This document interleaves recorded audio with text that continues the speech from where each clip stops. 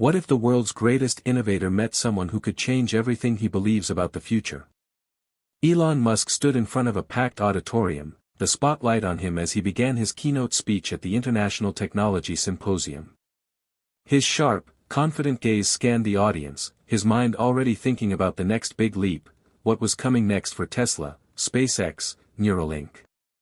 These companies weren't just changing the world, they were shaping the future itself. Ladies and gentlemen, Elon began, his voice commanding the attention of every ear in the room, we are on the brink of something unprecedented. Our mission is clear: sustainable energy, space exploration, and the merging of human minds with machines. But these things are not just concepts. They are our future. The crowd responded with applause. Elon had always been someone who could command a room, a master of the future's possibilities. His words had the power to inspire millions. But today, his speech wasn't just about ambition, it was about a new product Tesla had been working on for months. A groundbreaking solar panel system, capable of harnessing energy in ways never before seen. But then, something unexpected happened. From somewhere in the middle of the crowd, a small voice interrupted. "Excuse me, Mr. Musk." The voice was clear, but delicate, coming from a little girl sitting with her parents in the front row. Elon's eyes flickered momentarily. The entire auditorium fell silent, the eyes of hundreds turning toward the source of the interruption. A 10-year-old girl, no older than his youngest child, was standing up, her small hand raised in the air. She looked out of place amidst the sea of adults, yet there was a quiet confidence in her stance. Everyone waited. Musk raised an eyebrow. Who was this? Yes. Elon responded, curiosity piqued, his tone polite but confused. The girl's eyes locked with his. She wasn't nervous. Instead, she spoke with a level of certainty that caused a stir in the room. What if we could create energy from the sun, but in a way that doesn't harm the environment? Why hasn't anyone thought of that yet? A ripple of surprise swept through the crowd. The question was simple, yet profound, almost childishly naive, yet, at the same time, it made Elon pause. Everyone was waiting for his response, expecting him to dismiss the girl's question as the innocent curiosity of a child. But Elon Musk was no ordinary man. He had made a career out of disrupting the impossible. Yet, her question wasn't impossible, it was thought-provoking. He had to admit, it had struck a chord with him. His heart rate picked up as he considered the implications of what she had just asked. His mind raced. He'd dedicated his life to advancing renewable energy, to making a significant impact on the planet, and yet, how many times had he heard people talk about sustainable energy solutions that still harmed the environment in some way? Solar panels, despite their promise, still had their downsides. The manufacturing process was far from perfect, and there were still energy inefficiencies to overcome. But this girl's question was different. It didn't come with the weight of years of industry experience. It came from the pure, untainted curiosity of a child. She wasn't looking for the flaws, she was asking for something better. The silence in the room grew more intense as Elon searched for the right words. "That's an interesting question," he said, his voice softer now. "I think, we're all still learning how to perfect this. There's always room for improvement." But deep down, Elon knew he had been caught off guard. This wasn't a question he could easily answer. It was too direct, too simple, and yet too profound for him to brush aside with his usual confidence. The girl smiled slightly, her confidence unwavering as she sat back down, while murmurs of conversation began to ripple through the crowd. But Elon, lost in his thoughts, barely noticed the people around him. He couldn't stop thinking about what she had asked. He had spent years refining Tesla's solar products, working toward a future where energy could be clean, limitless, and most importantly, sustainable. But in that moment, something clicked, something wasn't right. The question hadn't just made him rethink his current work, it had made him wonder if there was a whole new approach to the problem he hadn't considered before. The rest of the speech went on, but Musk's mind was elsewhere. He kept replaying the girl's question in his head. Why hasn't anyone thought of that yet? After the event, as Elon made his way off the stage, the question continued to linger. The crowd had dispersed, and his colleagues were talking excitedly about the new solar technology. Yet, Elon couldn't shake the image of that little girl. She had sparked something within him, a fire that couldn't be extinguished so easily. He decided to find her. Elon quickly asked one of his team members about the young girl. They found out that she was an aspiring inventor who had been participating in local science fairs and speaking about sustainable energy. But what struck Elon even more was the fact that she wasn't from a family of scientists or engineers. She was just a regular girl with an extraordinary curiosity, the kind that would normally be overlooked. Musk knew he had to meet her. Maybe she was onto something that he wasn't. But more importantly, maybe she had just shown him how the world needed to look at things differently, not just with advanced technology and grand innovations, but with a fresh perspective, a childlike wonder that could find solutions where others saw only obstacles. As Elon headed back to his office, a sense of excitement grew inside him. Could this little girl have the answer he'd been searching for all along? He had to find out. Hit subscribe and leave a comment with where you're watching from. This story might just spark a new beginning. What's one thing that always pushes you forward, even when things get tough? Elon Musk was not a man who easily showed vulnerability. He had built his career on bold moves, groundbreaking innovations, and an unyielding drive to push the limits of what was possible. But after the encounter with the young girl, a feeling that Musk had not experienced in years began to creep up on him: doubt. As he sat alone in his office, staring out over the vast expanse of the Tesla factory, his mind kept returning to that one question she had asked. Why hasn't anyone thought of that yet? For years, Musk had faced monumental challenges. From the early days of PayPal, through the rocky launch of SpaceX, to the relentless efforts to revolutionize electric vehicles and sustainable energy with Tesla, his journey had been defined by high stakes and even higher rewards. But with every victory came the specter of self-doubt, the kind that makes you question not just the work you've done, but the very direction in which you're heading. He leaned back in his chair, remembering the early days of his career. He had always believed in the power of technology to change the world. It wasn't just about building businesses, it was about solving problems on a global scale. Born in Pretoria, South Africa, Elon Musk had always been an outsider. Even as a child, he found solace in books, often retreating into the pages of science fiction novels where he imagined a world much different from the one he knew. He wasn't particularly popular, nor was he an excellent student in the traditional sense. But he was relentlessly curious, always asking questions, always trying to understand how things worked. It was this curiosity that led him to the US, to pursue a degree in physics and engineering, to chase the seemingly impossible dream of changing the world. But even back then, Elon was no stranger to failure. He had been rejected by both Apple and Microsoft when he first tried to sell his early tech ideas. When he launched Zip2, his first company, it was an uphill battle to convince investors that his vision could work. SpaceX faced multiple rocket failures before it achieved its first successful launch. Tesla's survival was never guaranteed. There were many moments when the company seemed on the brink of collapse, with financial troubles threatening to derail everything he had worked for. But with each failure, Elon learned.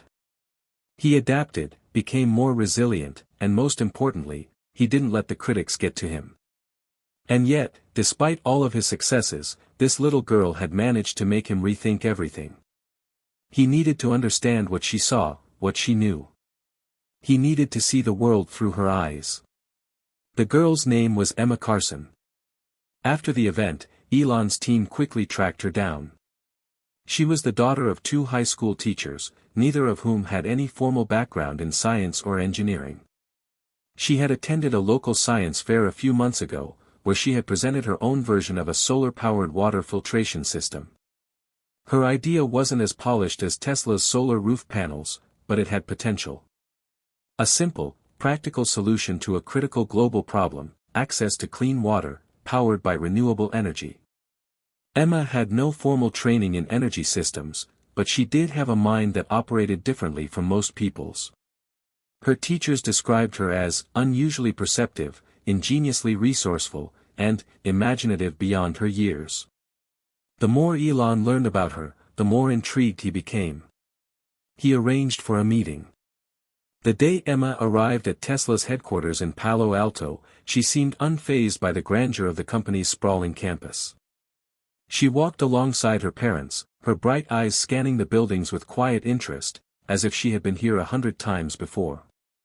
Her parents, on the other hand, looked like they had just stepped into a dream. Elon met them in the lobby, his usual calm demeanor a bit more relaxed than usual. He could already tell this wasn't going to be your typical business meeting.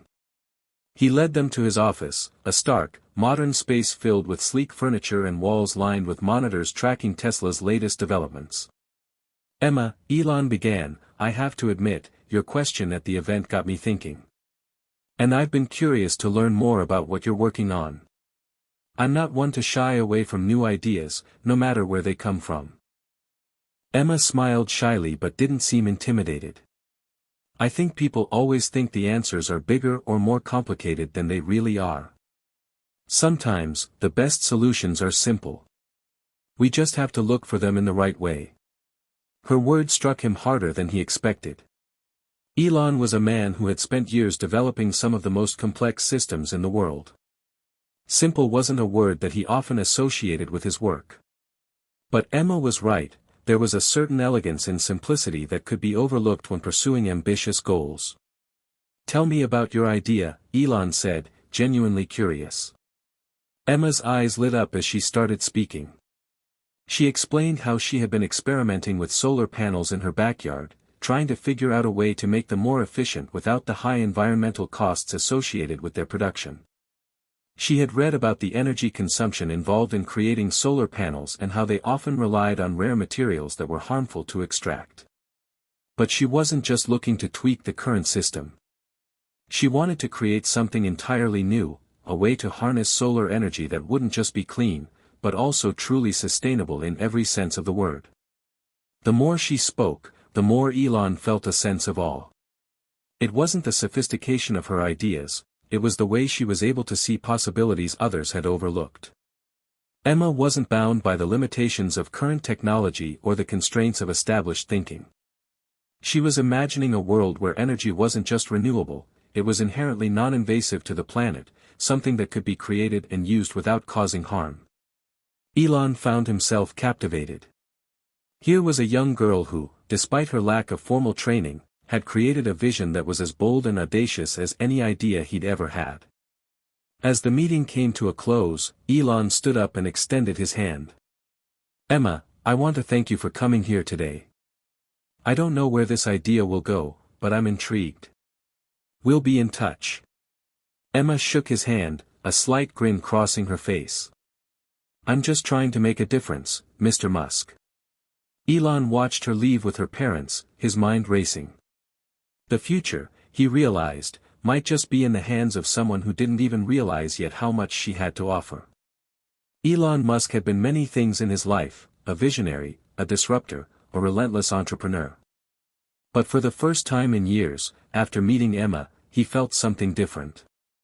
He felt like he was looking at the world from a new perspective, through the lens of someone who wasn't weighed down by the complexities of the modern world, but who simply saw problems and solutions with clarity. For the next few days, Musk couldn't stop thinking about Emma's idea.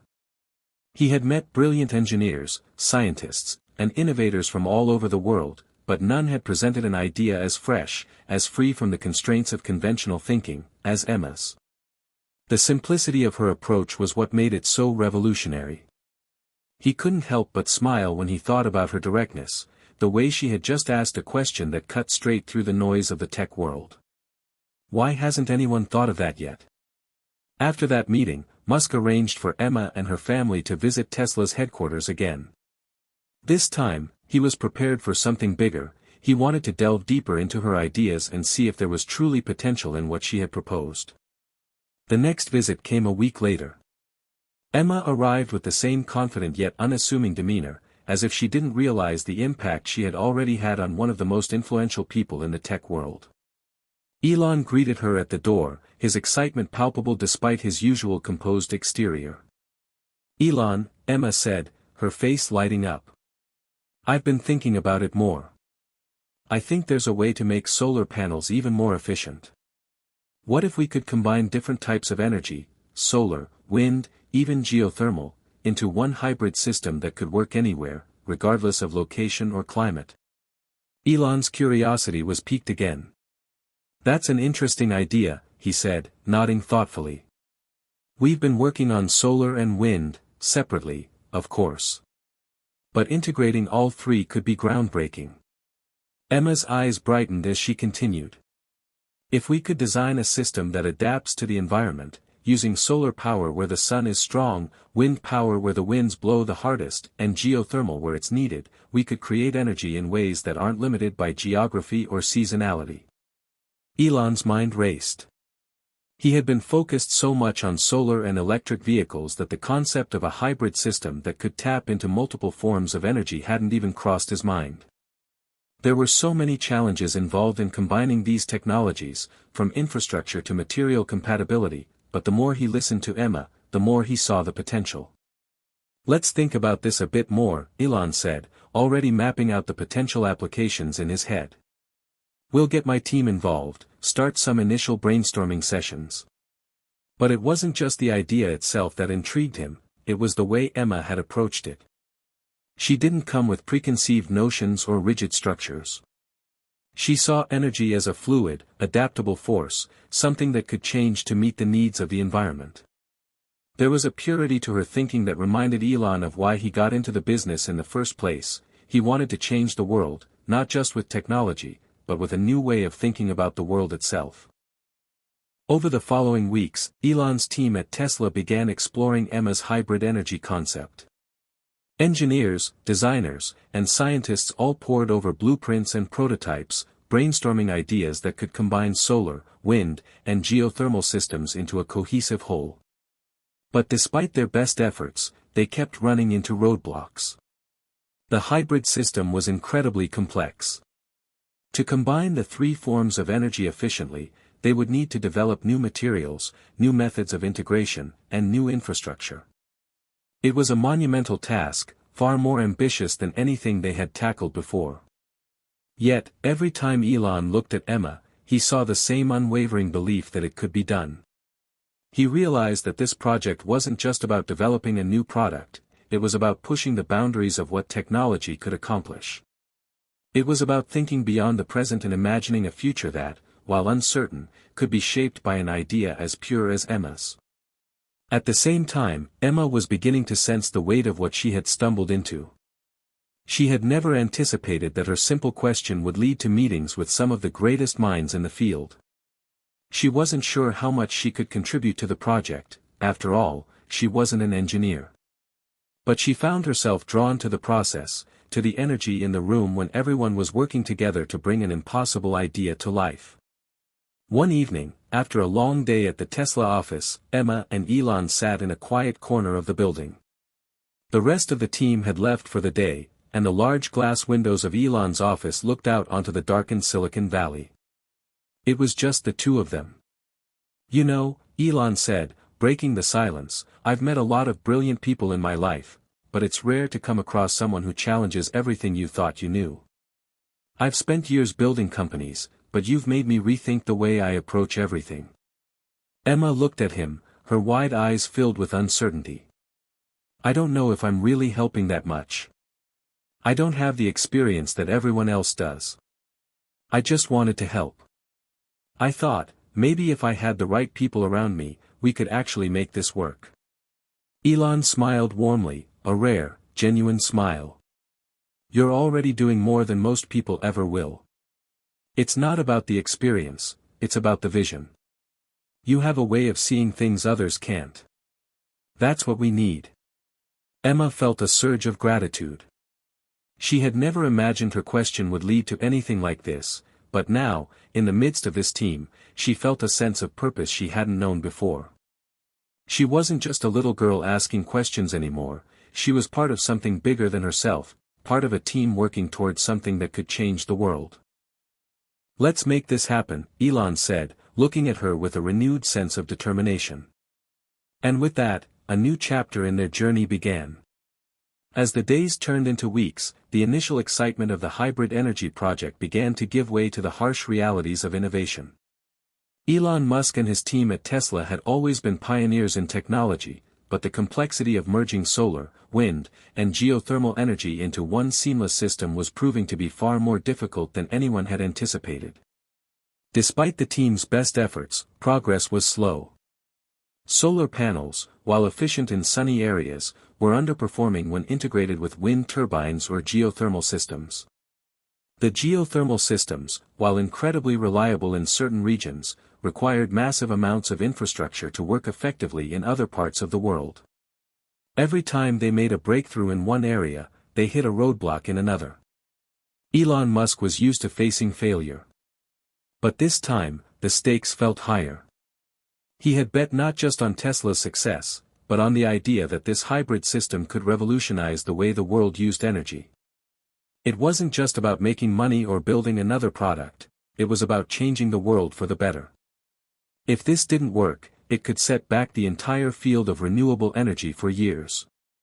In the midst of all this, Emma Carson, still just a 10-year-old girl, had become more involved than anyone could have expected. She wasn't an engineer or a scientist, but her approach to problem-solving was refreshing. While the engineers got bogged down in technicalities, Emma would sit with them, asking questions that forced them to think differently. "Why can't we use smaller wind turbines?" she asked one afternoon, sitting at the table with several Tesla engineers. "We don't need giant ones if we could figure out how to make them more efficient at lower speeds." The engineers were initially skeptical. Smaller turbines had always been less efficient, and Emma's question seemed too simple, almost naive. But Elon, listening from across the room, perked up. It wasn't just the question itself, it was the way Emma was framing it. She wasn't trying to prove anything, she was just trying to solve a problem. The engineers spent the next few days researching the possibility of smaller turbines, and to their surprise, they found new materials and methods that could improve their efficiency at lower wind speeds. It wasn't a complete solution to the hybrid system, but it was a breakthrough. Emma's unconventional thinking was beginning to spark ideas in the minds of the engineers. As the project progressed, they found themselves relying on her to help them think outside the box.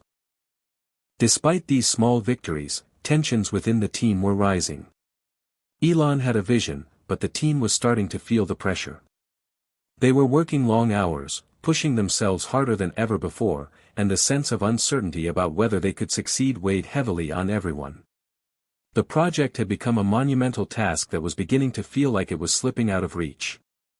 Late one evening, as the team worked into the night, Elon called an impromptu meeting.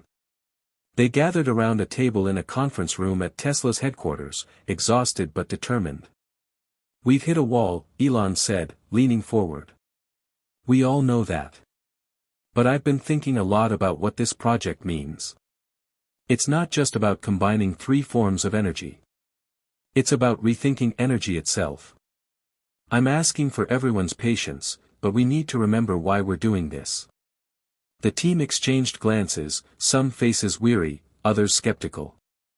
They knew how important this project was, but they also knew how much work it was going to take to make it happen. There was a certain sense of burnout beginning to set in. Emma, who had been sitting quietly at the back of the room, spoke up. "I think the problem isn't the energy systems themselves. It's how we're trying to force them into one box. Maybe it's not about combining them all the time. Maybe it's about making them work together when needed, but not necessarily all at once." Elon looked at her, intrigued. "Go on," he said. Emma explained her idea. What if, instead of trying to build a single hybrid system that integrated all three energy forms into one, they could create a modular system, where solar, wind, and geothermal technologies could be deployed separately but could work together when necessary. In regions where the sun was plentiful, solar could take the lead, in areas with strong winds, wind turbines could dominate, and in places with geothermal resources, that could provide the base of the energy grid. Elon's mind began to race. Emma wasn't proposing a new solution, she was asking them to rethink how they approached the problem. Instead of one giant hybrid, why not create a dynamic system where different energy sources could complement each other when the situation called for it? It would still be a huge leap forward, but it would be far more flexible and adaptable to different environments. The team, energized by the simplicity and elegance of Emma's idea, immediately set to work testing it. They looked at areas where solar, wind, and geothermal resources could be used individually but interconnected when needed. After several weeks of intense research, they began to see results. The new approach was working. It wasn't perfect, but they were making progress. Solar systems were being designed to operate independently or with wind and geothermal backups. Wind turbines were being improved to work in tandem with solar grids, allowing areas with fluctuating weather patterns to benefit from both. And geothermal systems were being optimized for easier deployment.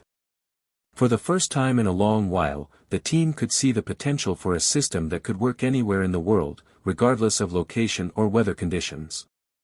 It wasn't the grand, all-encompassing hybrid they had originally envisioned, but it was something better, a more adaptable, scalable solution that could meet the needs of every corner of the planet. As the team celebrated their first successes, Elon looked over at Emma. She had changed the course of the project, and perhaps the future of renewable energy, with one simple idea. She had reminded him of something he had almost forgotten, that innovation doesn't always come from the experts or the tried-and-true methods. Sometimes, it comes from the most unexpected sources. Elon, Emma said, her voice cutting through the moment of celebration, I think we're on the right track. But we're not done yet, are we? Elon smiled, his eyes gleaming with determination. No, Emma. We're just getting started. The project had reached a critical juncture. After weeks of testing, redesigning, and refining, Elon Musk's team was finally ready to take the first steps toward bringing the hybrid energy solution to life. The modular system of solar, wind, and geothermal energy had shown promise, but the real challenge was yet to come, proving that it could work in the real world. For the past several months, Emma Carson had been a constant presence at Tesla's headquarters, sitting in on meetings, brainstorming ideas, and providing her perspective on the system's development. To her, the project had always felt like a dream.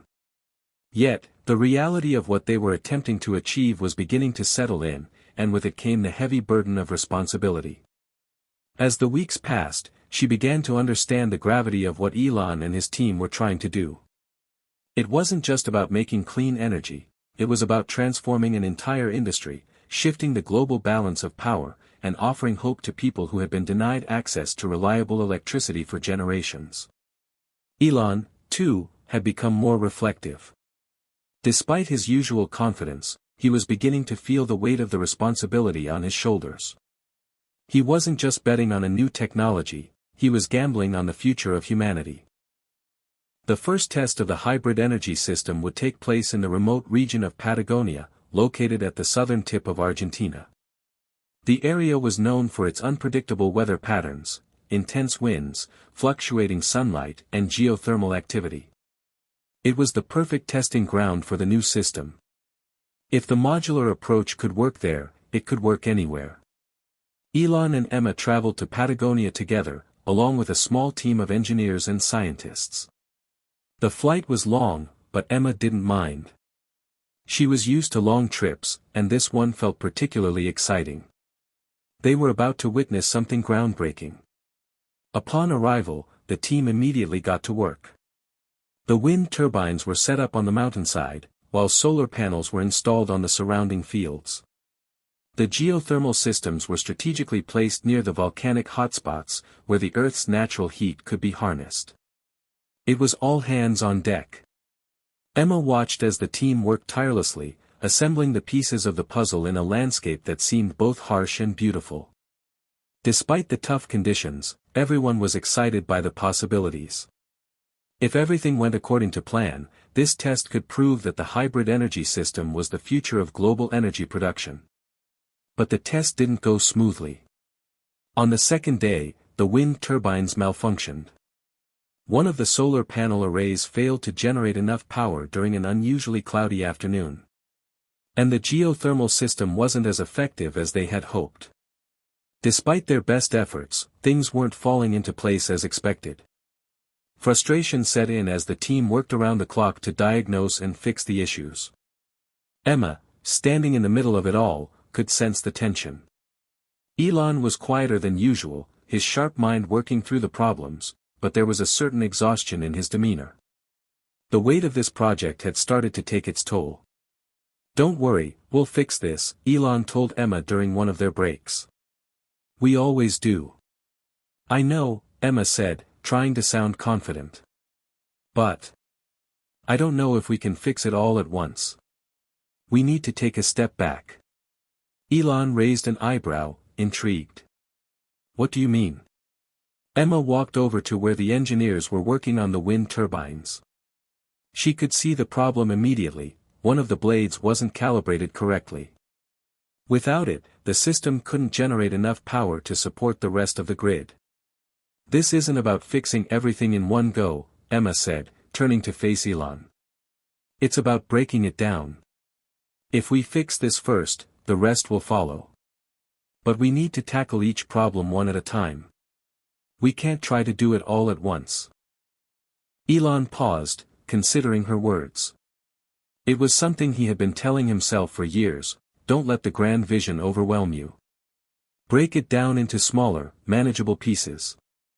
He had been so focused on the big picture that he hadn't paid enough attention to the details.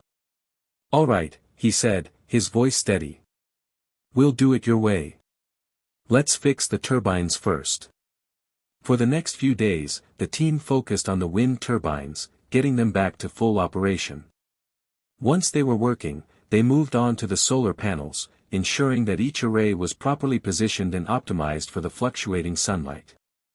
Then, they turned their attention to the geothermal system, recalibrating the heat exchangers to make the most of the geothermal energy available. It was a painstaking process, but with Emma's steady guidance and Elon's unyielding determination, the team began to make progress. By the end of the week, the system was finally operational. The hybrid energy solution was working. Elon stood at the edge of the field, looking out at the wind turbines spinning, the solar panels capturing sunlight, and the geothermal systems humming softly in the background. It wasn't perfect, but it was a breakthrough. For the first time, they had demonstrated that renewable energy could be harnessed from multiple sources at once, adapting to the needs of the environment. "It's working," Elon said, a rare smile spreading across his face. "We did it." Emma stood beside him, her eyes sparkling with excitement. "I knew we could. But there's still so much more to do, right?" Elon nodded. "Absolutely. This is just the beginning." As they looked out over the landscape, both of them knew that this was a pivotal moment in the history of renewable energy. The hybrid system they had built wasn't just a success, it was a new beginning. The rest of the team joined them, their exhaustion melting away as they realized what they had accomplished. They had created something that could change the world. But for Elon and Emma, the journey was far from over. They had reached one milestone, but there was still a long road ahead. The world was watching, and the pressure was on to scale the technology and bring it to the masses. As the sun began to set over the Patagonian landscape, Emma looked at Elon and said, "This is only the start. We have a lot of work ahead of us, but I think we can really do it." Elon smiled again, the fire of ambition in his eyes. "Let's make it happen, Emma. Let's change the world." "Small steps," Emma said, nodding. "But we need to show the world what this system can do.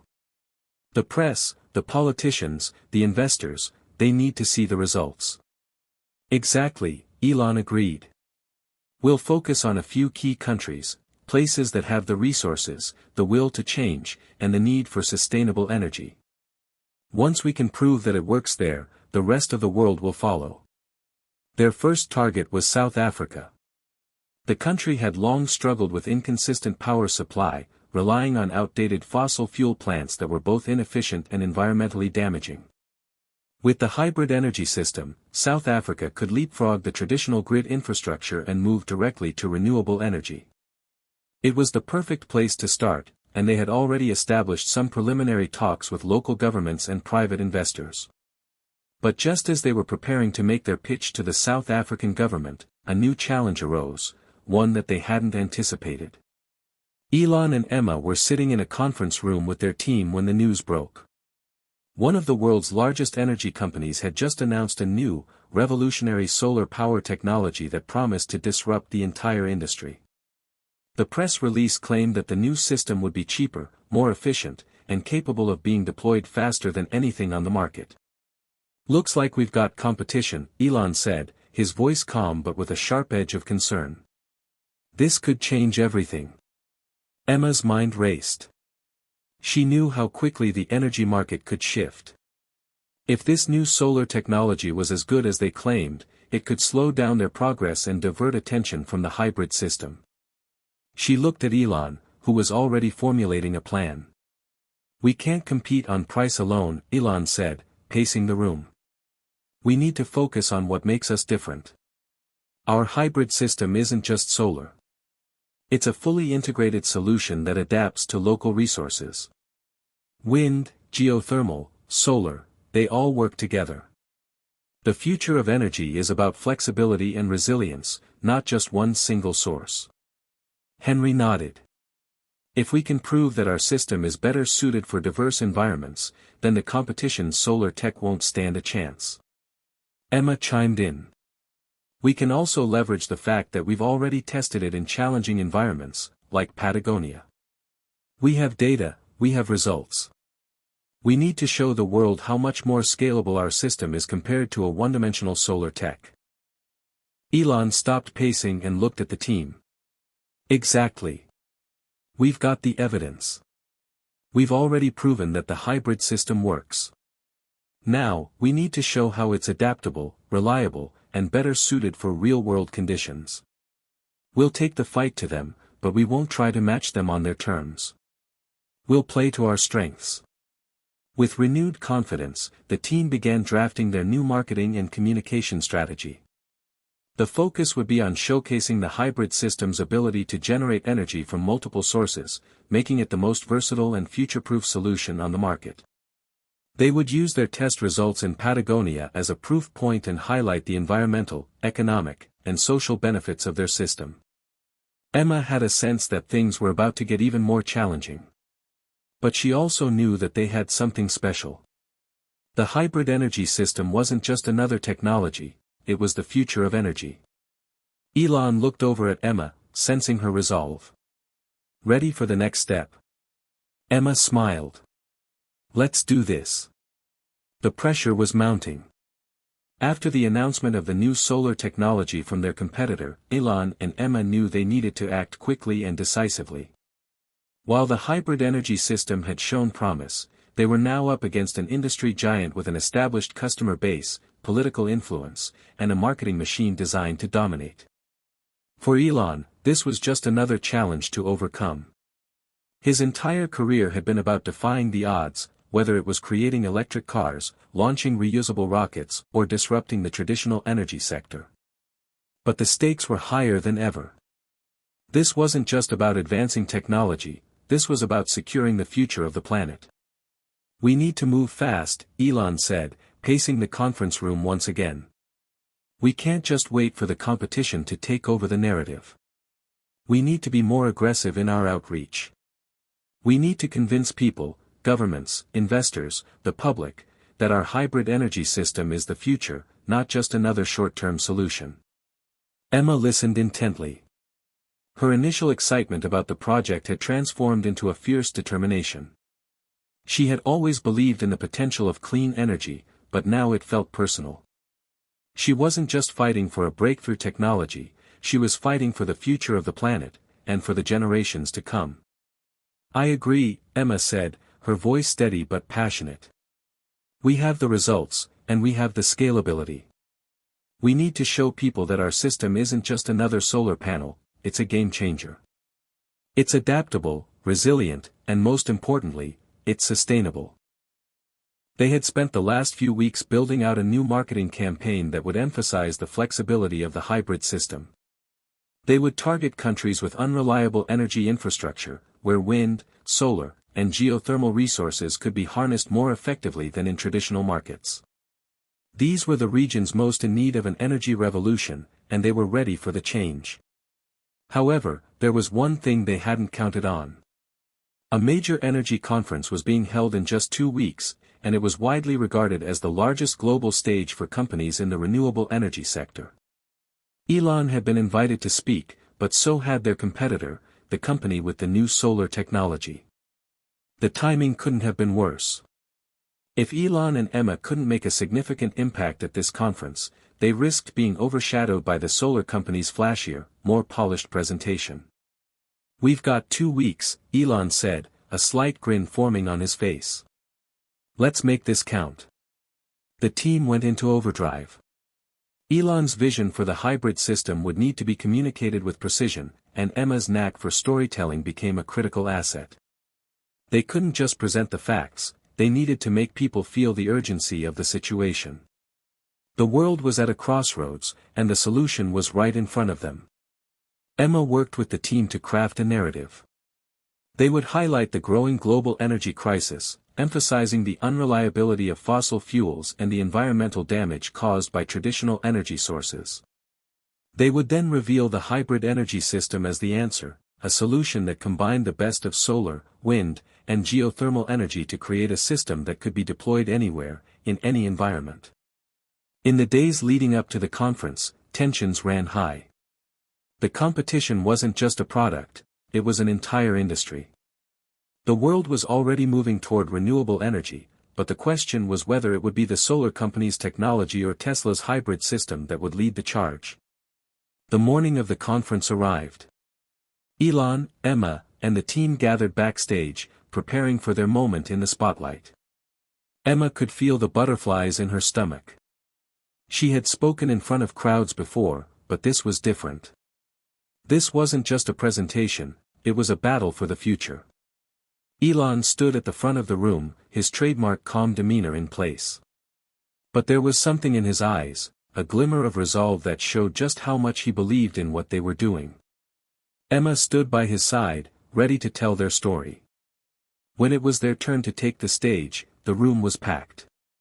Thousands of people, investors, politicians, engineers, and journalists, were there to witness what would be the defining moment of the conference. The other company had gone first, showcasing their new solar technology with impressive graphs, statistics, and testimonials. Their presentation had been slick, professional, and flashy. It had all the bells and whistles, but something about it felt too perfect, too rehearsed. Now, it was Tesla's turn. Elon took the stage first, his presence commanding the room. He started by addressing the current state of the world's energy crisis, the skyrocketing global demand, the environmental devastation, and the reliance on fossil fuels that was driving climate change. He spoke passionately about the urgency of the situation, emphasizing that the world needed more than just solar panels, it needed a full, integrated solution. The hybrid energy system isn't just about one source of power. It's about using every resource we have, in every environment, to ensure that no one is left in the dark, Elon said, his voice strong. Solar alone isn't enough. Wind alone isn't enough. Geothermal alone isn't enough. But when we bring them all together, we can create something that is not only efficient, it's sustainable.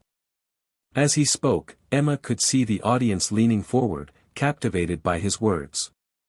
She could feel the energy in the room shift. This wasn't just a presentation, it was a rallying cry. Elon Musk wasn't just selling a product, he was selling a vision for the future. Then, it was Emma's turn. She took the stage with confidence, the weight of the moment settling on her shoulders. She began by sharing the story of the test in Patagonia, the challenges, the setbacks, and the breakthrough. She spoke of the promise of the hybrid system and how it could transform communities, reduce carbon emissions, and create a cleaner, more sustainable world. "We're not here to make a quick buck," Emma said, her voice unwavering. We're here because we believe that the future of energy doesn't belong to one company, it belongs to everyone. And together, we can make it happen." The crowd was silent. The message had resonated. Elon stepped back up to the stage, and together, they unveiled the full scope of their hybrid energy system. They presented the data from Patagonia, showcasing how the system had worked even in one of the harshest environments on Earth. They highlighted the economic and environmental benefits of the system and how it could be adapted to different regions and needs. By the end of the presentation, the room was buzzing. The hybrid energy system wasn't just a product, it was a movement. People were excited. Investors were intrigued. Even the press was taking note. After the presentation, the team met backstage, exhilarated. They had done it. They had successfully turned the tide. "Did you see the looks on their faces?"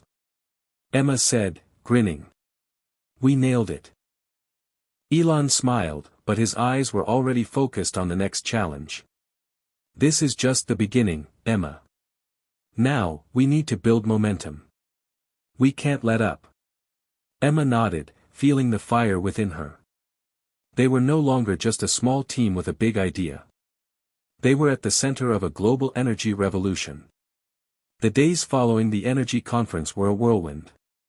The press coverage was overwhelming. Headlines read, "Tesla's hybrid energy system could change the world," and "Elon Musk and Emma Carson lead the charge for global energy revolution." Social media buzzed with excitement, and even some of the most skeptical energy analysts were taking a second look at Tesla's proposal. For Elon, it was a validation of everything they had worked for.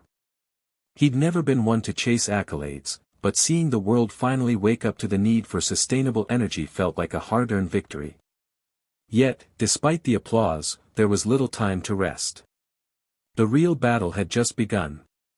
Emma, too, felt a surge of accomplishment, but she could sense the shift. The eyes of the world were now on them, and with that attention came immense pressure. They had won the battle for the moment, but the war for global energy dominance was far from over. As the team regrouped at Tesla's headquarters, Elon gathered everyone in the war room. The mood was cautiously optimistic, but there was no time for complacency.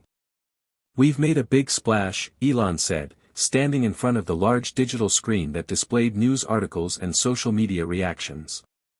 "But now we have to deliver. People are watching us, and we can't afford to fall short." Emma sat beside him, listening intently. Elon was right. The momentum was there, but they had to act quickly to turn the enthusiasm into tangible results. They couldn't afford to let the competition catch up or for any unforeseen obstacles to derail their progress. The team had already lined up a series of meetings with governments, investors, and industry leaders. But what was most pressing was securing the necessary resources to scale the hybrid energy system. "We need to secure partnerships with governments in emerging markets," Emma said, her voice steady but with a sense of urgency. "We've identified South Africa as a key location to start, but we also need to look at other regions, India, Southeast Asia, parts of Latin America. The demand for energy is massive in these areas, and they're desperate for sustainable solutions." Elon nodded. "I agree. But we also need to think about infrastructure. It's not just about selling the system, it's about making sure we have the supply chain, the personnel, and the technology to support it." Henry, one of the senior engineers, chimed in. "We've got a solid foundation, but scaling production is going to be a challenge. We're talking about thousands of units, installations in remote locations, and constant monitoring. We'll need to ramp up manufacturing and build strong local teams in these countries." Emma was already mentally mapping out the logistics. She had always been fascinated by the operational side of things, how a big idea could be translated into reality on the ground. But as much as she knew it would take a massive effort, she was confident that they could pull it off. "I'll start working with the teams on the ground in South Africa," Emma said, standing up. "We'll need local governments to back the project, and we'll also need to ensure we have the right support from the community. Without local buy-in, no amount of technology will make a difference." Elon glanced at her, a small smile on his face. "You're ready for this. I know you'll make it happen." Emma returned the smile. She was determined to make this work, not just because she had a personal stake in it, but because she believed, deep down, that their system could be the answer the world had been waiting for. But the path ahead wouldn't be easy. Within hours of their success at the conference, Tesla's hybrid energy system was already facing criticism from industry analysts and competitors. Some claimed the system was too complex, others said it was too expensive to be deployed on a global scale. "We knew this was coming," Elon said, as they discussed the fallout from the conference. "People will always find something to criticize. Our job is to prove them wrong." Despite the criticism, the global energy conversation had undeniably shifted. Investors who had previously been skeptical of Tesla's foray into energy were now reaching out with questions, eager to explore the potential returns from the hybrid system. Governments, too, were beginning to take notice, and Emma had several meetings scheduled with energy ministers from South Africa and neighboring countries. As the team delved into the next phase of their plan, they were hit with another surprise: a new competitor had emerged in the form of a government-backed consortium. This new player, a coalition of European and Middle Eastern countries, had teamed up with a large tech firm to create their own version of a renewable energy hybrid system. The announcement had come just days after the conference, and it threatened to overshadow Tesla's momentum. "They've got the backing of multiple governments," Henry said. "This could be a real threat." Elon's gaze darkened, but he remained calm. "We've been here before. Let them have their partnerships. We have the technology, and we have the will to make it work. Governments can back all they want, but we have the global reach. We have Tesla." Emma added, "and we have the support of the people. The hybrid system isn't just a product, it's a movement. We're not just selling energy, we're selling a new future." The competition was fierce, but they had something the others didn't: a clear vision, a proven system, and a relentless drive to change the world. With their plan in motion, Emma found herself on a plane to South Africa the next morning.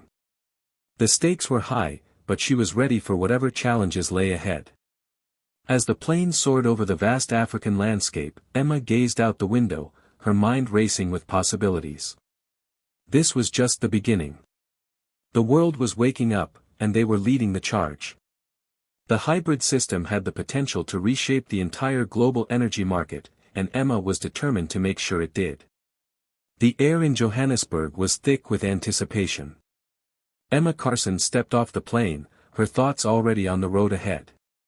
She'd spent months preparing for this moment, but now that it was here, the gravity of the situation was finally setting in. She was in South Africa to test the hybrid energy system on a large scale. If they succeeded here, it would be a proof of concept, an undeniable demonstration that their vision could change the world. But success wasn't guaranteed. The political landscape in South Africa was fraught with challenges. Corruption, political instability, and complicated relationships between the government and private companies could derail everything they had worked for. Emma's first stop was a meeting with Minister Thabo Masiko, the energy minister.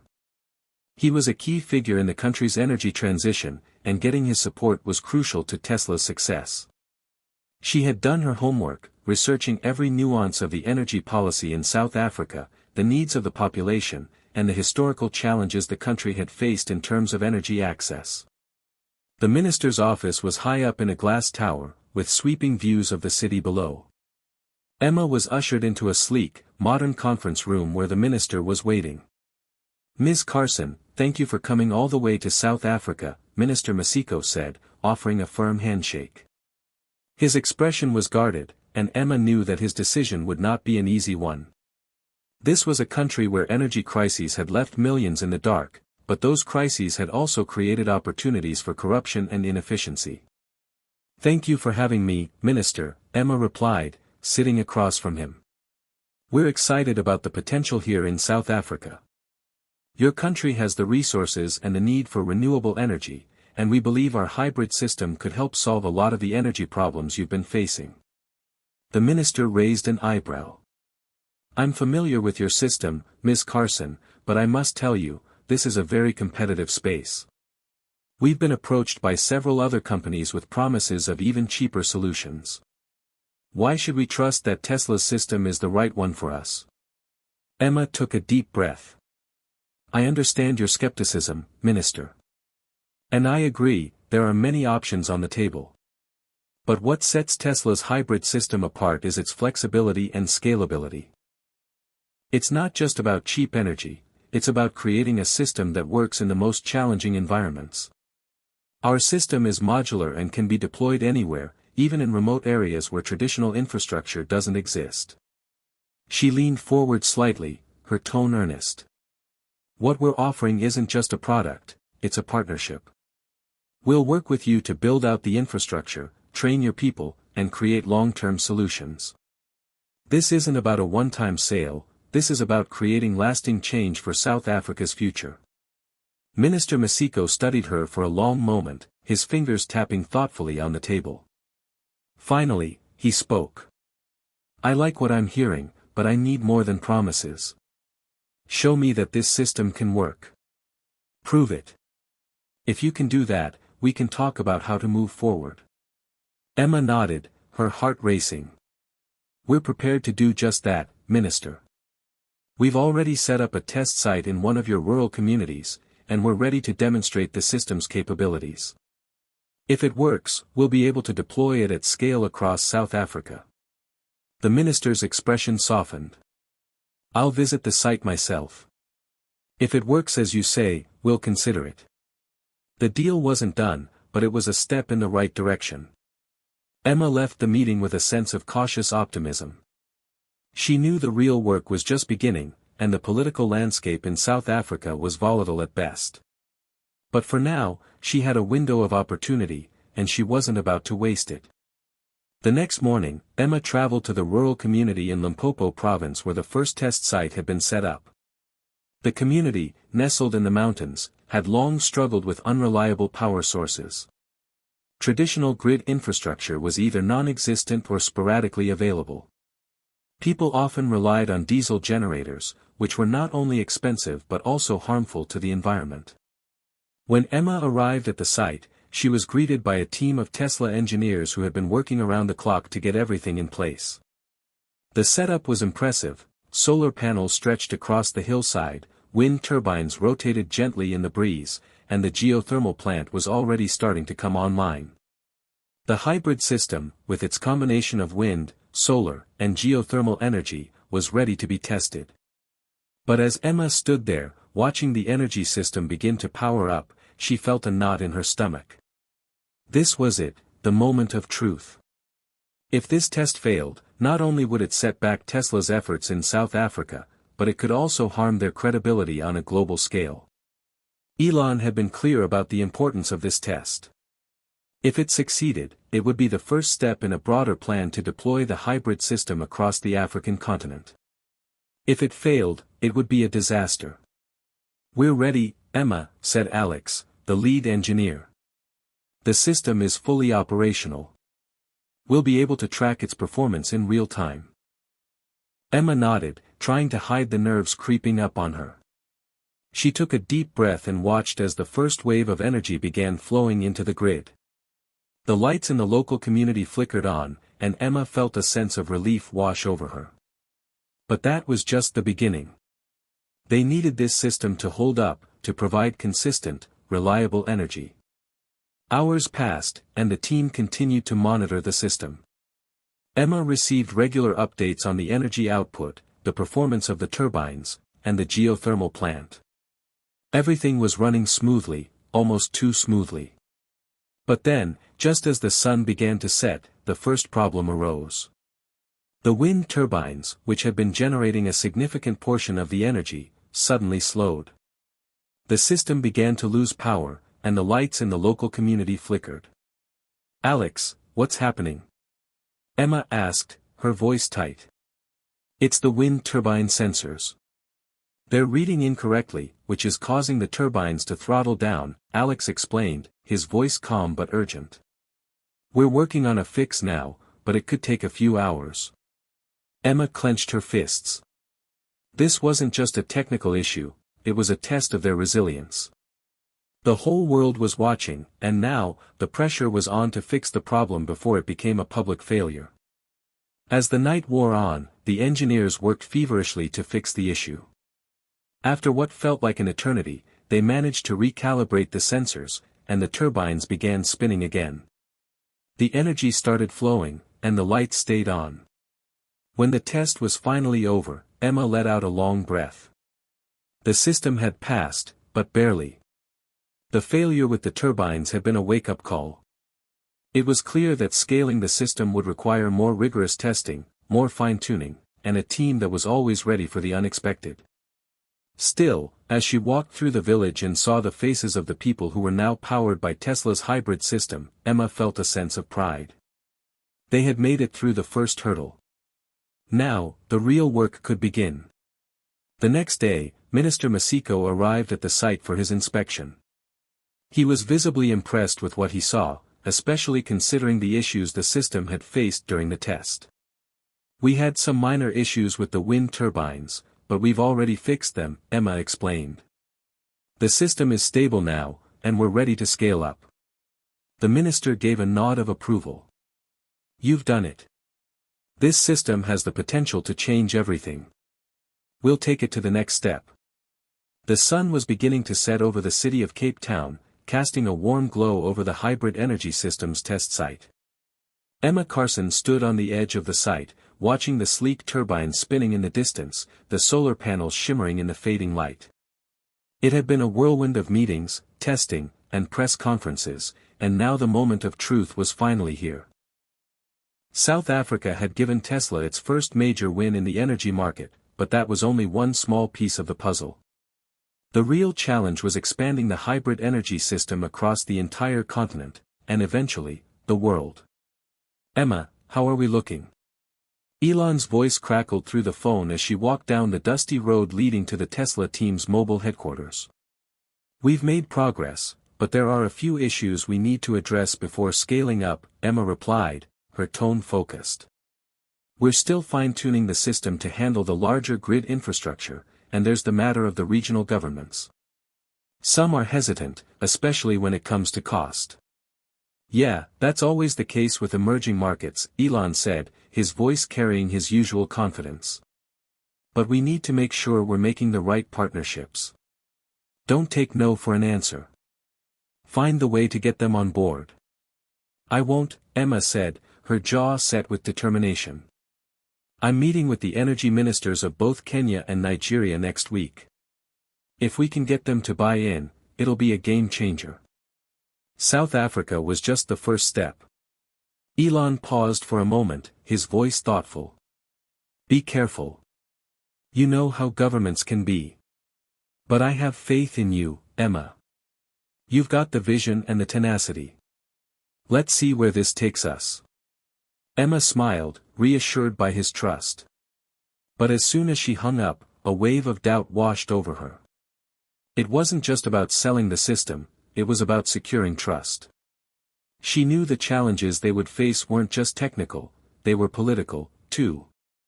Securing government contracts in developing countries was often fraught with corruption, red tape, and power struggles. As Emma prepared for her upcoming meetings, the Tesla team worked diligently to ensure the hybrid energy system would be scalable and adaptable to different countries. The system that had been deployed in South Africa had performed well under test conditions, but scaling it to other regions would require major modifications. Some areas would need more wind power, others more solar. It wasn't as simple as just duplicating what they had done in Limpopo, each country presented unique challenges. The following week, Emma found herself in Nairobi, Kenya, meeting with Minister Daniel Karanja, the energy minister who had a reputation for being tough but fair. The Kenyan government had been keen to make strides in renewable energy, but they were also cautious. They needed proof that Tesla's hybrid system could meet their demands: reliability, low cost, and the ability to work in remote areas. "Ms. Carson, welcome," Minister Karanja said, shaking her hand as he led her into the sleek conference room. His office overlooked the bustling city, a stark contrast to the rural areas where Tesla's hybrid system was being tested. I've been following Tesla's progress, but I'm sure you understand that we can't make decisions based solely on promises. I understand completely, Minister, Emma replied, taking a seat. That's why we're here today. We're ready to show you how our system works, how it can scale to meet Kenya's energy needs, and most importantly, how it can be deployed in both urban and rural areas. Emma walked Karanja through the data from South Africa, demonstrating how the hybrid system had generated reliable, sustainable energy for the community. She highlighted the cost benefits over traditional power generation, especially in remote areas where the grid infrastructure was either insufficient or non-existent. Karanja seemed intrigued, but his skepticism was clear. I appreciate your vision, Ms. Carson, but let's not forget, Kenya has a unique challenge. We have a rapidly growing population, and energy demand is increasing every year. Will your system be able to keep up with the demand? What happens when there's a power surge, or when there's a drought affecting the wind turbines? Emma had anticipated this question. She knew that one of the biggest concerns would be whether the system could adapt to variations in renewable resources. She explained the hybrid nature of the system, the backup battery storage, the integration of solar, wind, and geothermal energy, and how the system could be fine-tuned for different environments. We've built this system to be adaptable. If one source of energy is insufficient, the system draws from others, and the storage batteries ensure a constant supply. But we're also continuously improving the technology to make it even more resilient. Minister Karanja's face remained impassive, but Emma could see the wheels turning in his mind. After a long silence, he finally spoke. Your solution is compelling, but I need to see it in action. We can't afford to take any risks. If your system can work here in Kenya, then we'll be willing to consider a partnership. But it has to work. We don't want to end up in a situation where we're stuck with faulty technology. I understand, Emma said. We're ready to set up a pilot project here in Kenya, just as we did in South Africa. We'll monitor the system closely and make any adjustments needed. If it works, we'll scale it. Very well, Karanja said, extending his hand. We'll begin talks about a pilot project. But remember, this is just the beginning. You have one shot to prove yourselves. Emma smiled, relieved that the minister was willing to move forward. This was the first step toward a significant breakthrough in East Africa. But there was still a long road ahead. 2 days later, Emma boarded a flight to Abuja, Nigeria, for her meeting with Minister Adebayo Oladipo, Nigeria's energy minister. The challenges in Nigeria were even greater than in Kenya. Nigeria had one of the largest populations in Africa, but much of the country still lacked reliable access to electricity. Corruption had plagued the energy sector for decades, and there was significant resistance from entrenched industry players who were heavily invested in fossil fuels.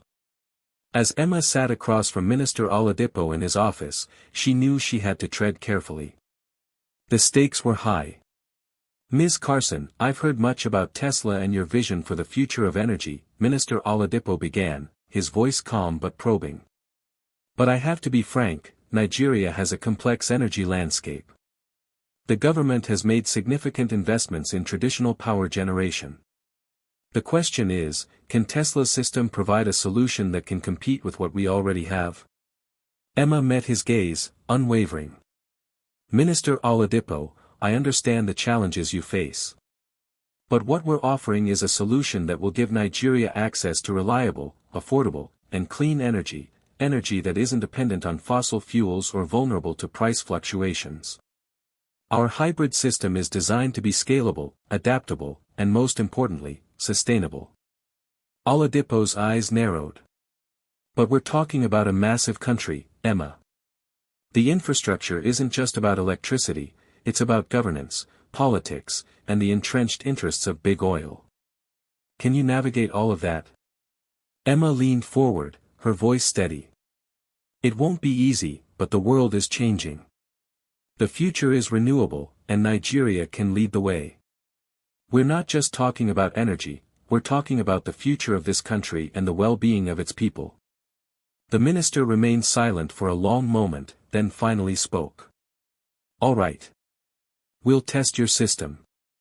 But remember, it's not just about technology. It's about making sure this system works for Nigeria, politically and economically. Emma nodded. We'll work with you every step of the way, Minister. As Emma left the meeting with Minister Oladipo, she couldn't help but feel the weight of the responsibility she carried. The stakes had never been higher. Securing these partnerships could change the future of energy not just in Africa, but across the world. But she knew one thing for sure, they were on the right path. And with each country they convinced, each test they passed, they were one step closer to achieving their ultimate goal. Hit subscribe and leave a comment with where you're watching from. This story might just spark a new beginning. What's one thing that always pushes you forward, even when things get tough? Emma Carson paced through the sleek, modern office that Tesla had set up in Johannesburg. The room was quiet except for the hum of the air conditioning and the soft tapping of her heels on the polished floor. Her phone buzzed with a series of updates, emails, messages from the team, calls from the board. The pressure was mounting, and despite all the progress they had made, the road ahead seemed increasingly fraught with challenges. Emma, we need to talk about the timeline, Alex said as he walked in, his face grim. The system we've deployed here in South Africa isn't performing quite as we expected. We've hit a bottleneck with the battery storage units. They're not scaling as efficiently as we thought, and we need to make adjustments. Emma's mind raced. It had been nearly 3 months since the test site in Limpopo, and while the pilot project had been successful, the complications of scaling up had quickly become evident. The batteries that were supposed to store excess energy were underperforming, causing fluctuations in the energy supply. This was a problem, one that couldn't be ignored, especially with Kenya and Nigeria already on board for pilot projects. Can you get a fix in place within the next 2 weeks? Emma asked, trying to keep her voice steady despite the growing tension. Alex hesitated. It's going to take longer than that. The technology just wasn't designed to handle the load we're putting on it. We need to redesign the battery architecture to accommodate larger energy flows. Emma rubbed her temples, trying to stave off the headache forming behind her eyes. This was a setback they couldn't afford. The timeline for expanding into Kenya and Nigeria depended on showing them consistent results in South Africa. If the system failed to meet expectations here, it would be much harder to sell the technology abroad. We can't afford another delay, Emma said. Let's prioritize the redesign, but I need you to get those batteries working, even if it's just for now. We need to show progress to the ministers in Kenya and Nigeria. We can't lose their confidence. Alex nodded, understanding the weight of her words. I'll make sure we get it done. But I'll need the resources to do it right. Whatever you need, Emma said, her voice tight. Just make it work. As the days wore on, Emma found herself juggling more and more tasks. She was in constant communication with the engineering team, the government officials, and even the investors back in the US, all of whom were eager for updates. Everyone wanted to know when the system would be ready to scale. The pressure was starting to feel suffocating. In the midst of this whirlwind, Emma found a few hours of quiet time to reflect. She was sitting in the small garden outside the office, looking out over the city of Johannesburg. The hustle and bustle of the city was distant, almost peaceful in comparison to the chaos in her mind. But it was hard to escape the feeling that everything was on the line. She had come so far, and Tesla's success in Africa had the potential to change the future of energy. But there were so many hurdles left to overcome. Could they really change the energy infrastructure in Africa? Could they overcome the technical setbacks, the political obstacles, and the deep-rooted economic challenges? Her thoughts were interrupted by the sound of footsteps.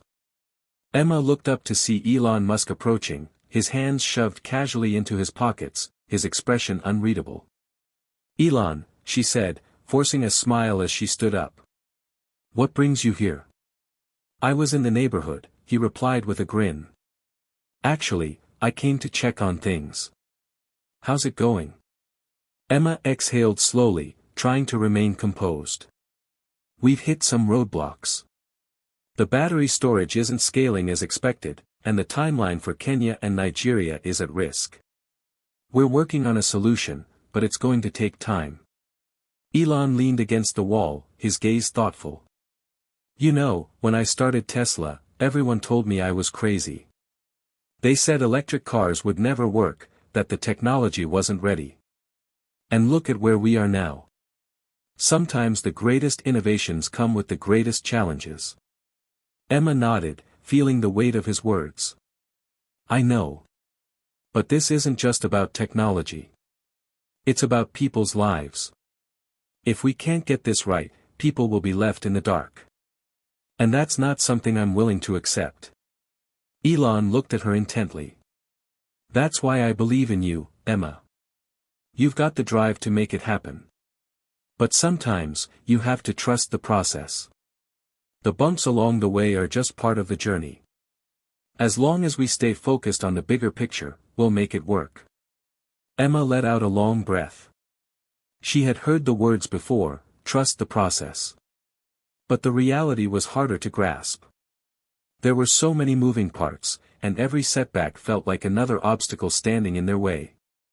I appreciate the encouragement, she said, her voice soft. But I can't afford to fail. We've come too far for that. Elon smiled slightly. Failure is just another step toward success. It's the ones who give up that truly fail. You've got this. The next morning, Emma sat down with the rest of the team to map out the next steps. The engineers were working overtime to redesign the battery storage system, and Alex was confident they could have a prototype ready within the next few weeks. But Emma knew that wasn't enough. They had to show real results, and they had to do it quickly.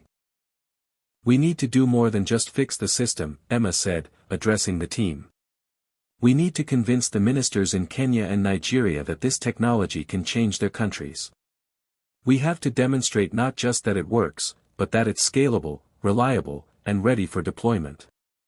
She paused, looking around the room at the team she had come to rely on so much.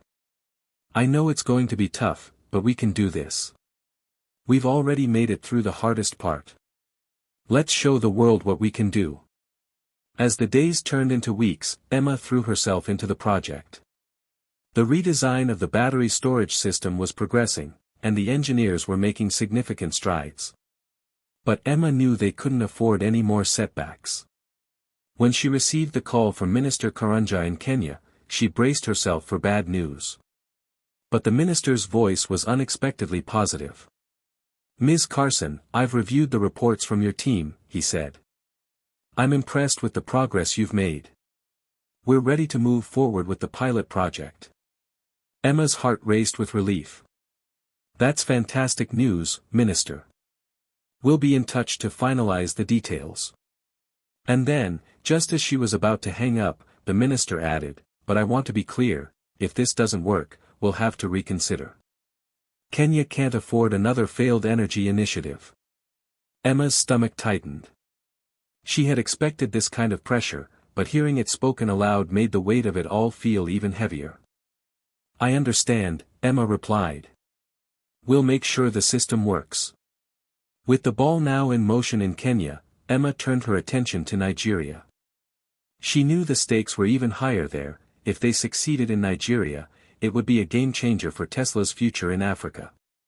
But if they failed, it could be a disastrous blow to their ambitions.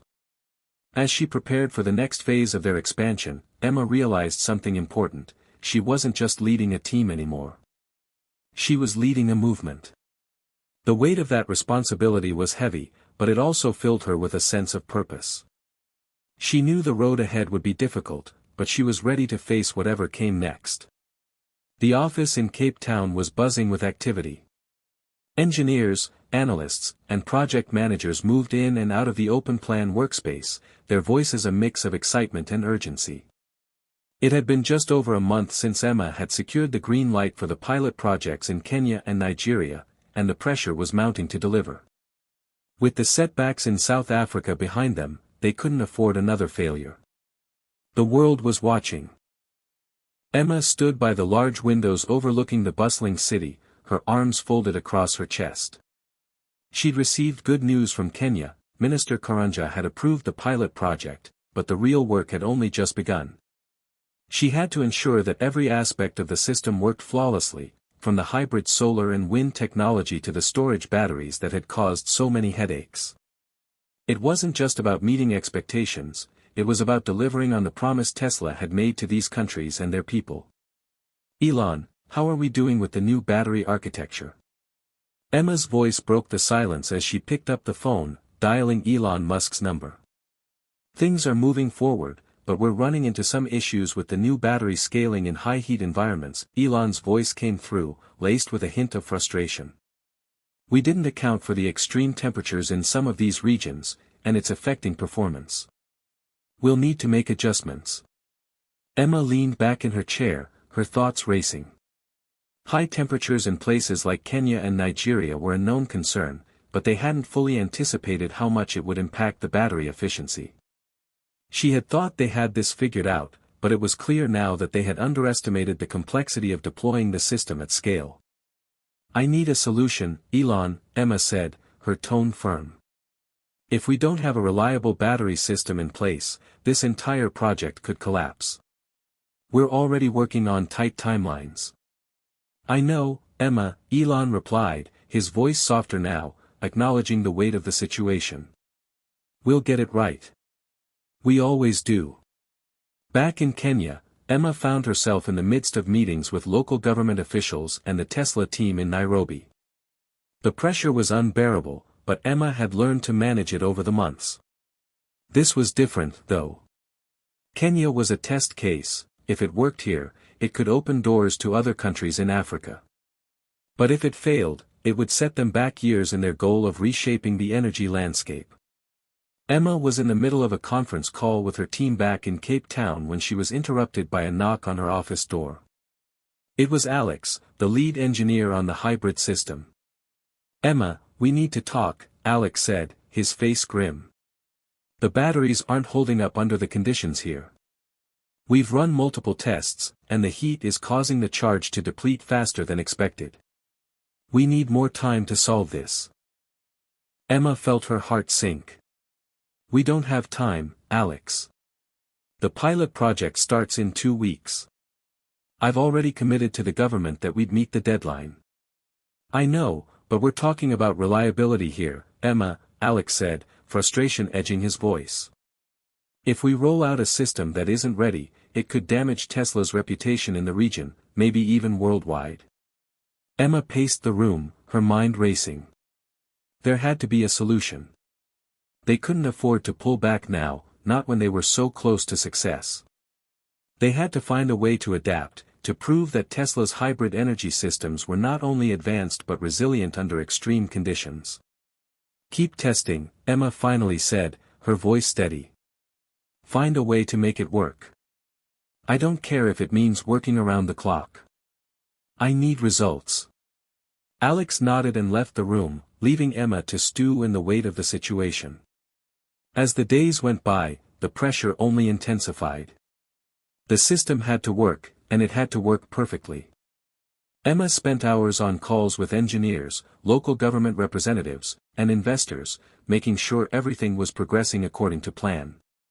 But she couldn't shake the nagging feeling that something wasn't right.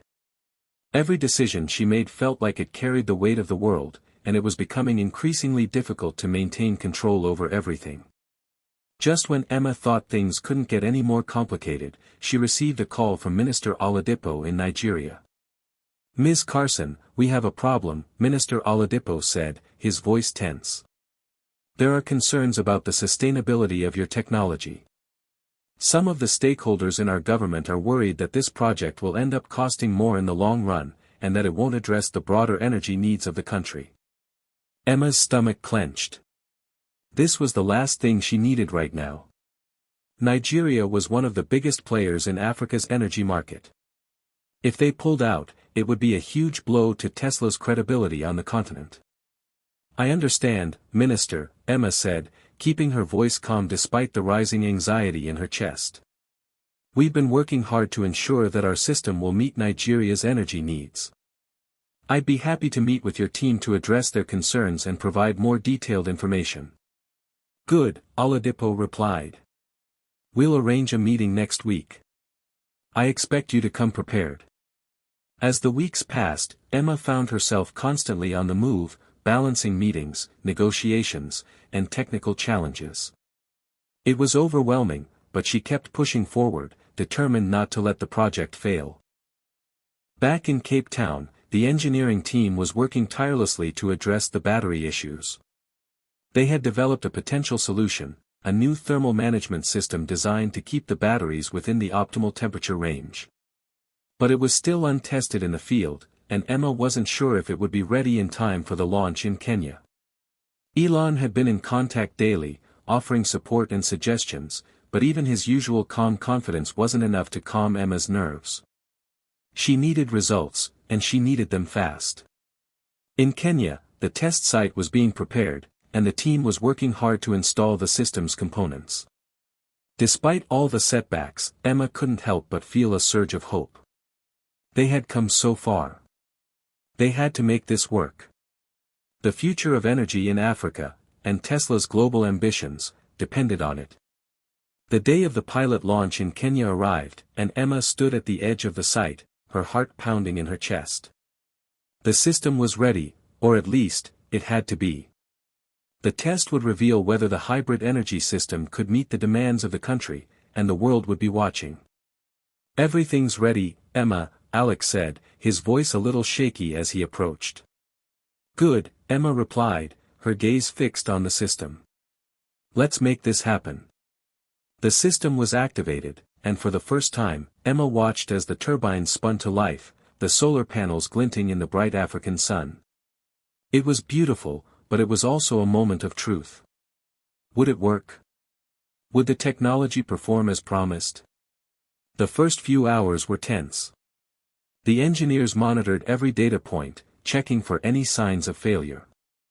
Emma stood off to the side, her arms crossed, her eyes never leaving the screens. Finally, after what felt like an eternity, Alex came over with a relieved smile. It's working, Emma. It's working. A rush of relief washed over her, and she finally allowed herself a breath. But even in that moment, she knew that this was only the beginning. There would be many more challenges ahead. The system had passed its first test, but they still had to prove it could scale, adapt, and thrive in every corner of Africa, and beyond. The pilot project in Kenya had been a success, but Emma couldn't shake the feeling that they were only halfway there. The hybrid energy system had passed its first big test, but the real challenges were just beginning. Nigeria was waiting, and if the system didn't perform just as well there, the progress they had made in Kenya wouldn't matter. It was early morning in Cape Town, and Emma was sitting in her office, her gaze fixed on the sprawling city below. The sun was just beginning to rise, casting a golden light across the buildings. She had always found a sense of calm in the mornings, but today, it was harder to find peace. There were too many moving parts, too many unknowns. Elon's been on the phone again, Alex said as he entered, carrying a tablet loaded with data. His face was lined with exhaustion, a testament to the long hours he had been putting in. He's pushing us to move faster. But I'm not sure if the batteries are going to hold up in Nigeria's climate. We've made improvements, but it's still a bit of a gamble. Emma's heart sank. She had known it was going to be tough, but the reality of it was starting to hit hard. Nigeria was the largest energy market in Africa, and their success there could pave the way for other countries to follow suit. But if they failed, the consequences would be disastrous. I know, Emma said, rubbing her temples. But we don't have the luxury of time. If we don't get this right, we'll lose our credibility in the region, maybe globally. I'm with you, Alex replied. But I want to make sure we're not rushing this. The system has to be sustainable. If we deploy something that doesn't perform up to standard, it'll set us back even further. Emma took a deep breath. She understood his concerns. The last thing she wanted was for the project to fail, especially when they were so close. But the pressure from Elon, the investors, and the governments was mounting. If they didn't continue to show progress, it would be impossible to keep momentum going. I'll speak with Elon, she said. We'll find a way to make it work, but we're not cutting corners. If we need more time, we take it. Later that day, Emma dialed Elon's number, hoping to have a conversation that would balance both urgency and caution. Elon, we need to talk about Nigeria, Emma began, her voice steady but firm. I know you want to move quickly, but we're still facing challenges with the battery system. The temperatures are even higher than we expected, and the thermal management system isn't enough to guarantee performance in the long term. There was a long pause on the other end of the line.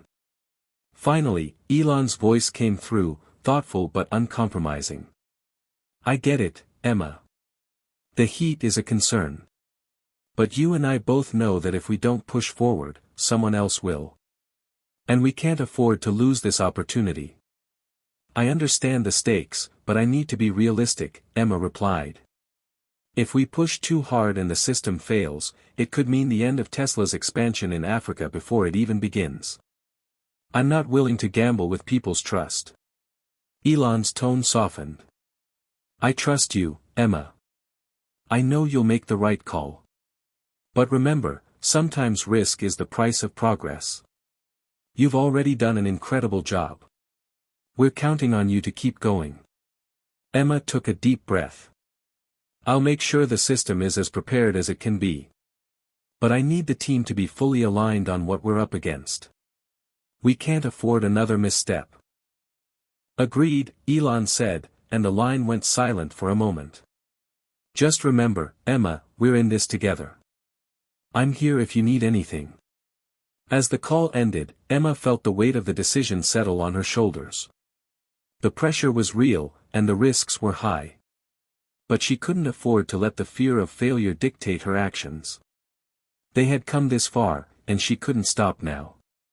The next few days were a blur of meetings and preparations. Alex and his team worked around the clock to improve the thermal management system, running simulations and testing new materials that might help regulate the batteries in extreme heat. Meanwhile, Emma stayed in constant communication with the Nigerian government, preparing for the imminent rollout of the project there. Despite the challenges, there were small victories. The system in Kenya was continuing to perform well, providing stable energy to the communities that needed it most. Emma knew that if they could replicate that success in Nigeria, it would be a game-changer. But Nigeria was a different beast altogether, and she couldn't afford to take anything for granted. It was late one night when Emma received a message from Minister Oladipo in Nigeria. She'd been waiting for an update on the government's position, and she hoped it wasn't bad news. The subject line read, Urgent, Meeting Request.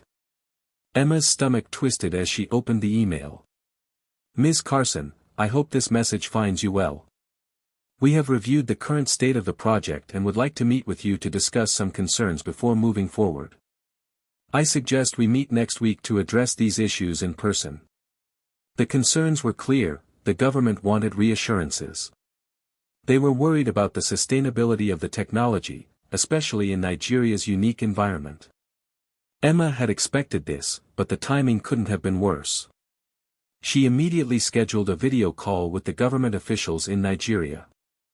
The meeting was set for the following afternoon, and Emma knew this would be one of the most critical conversations of her career.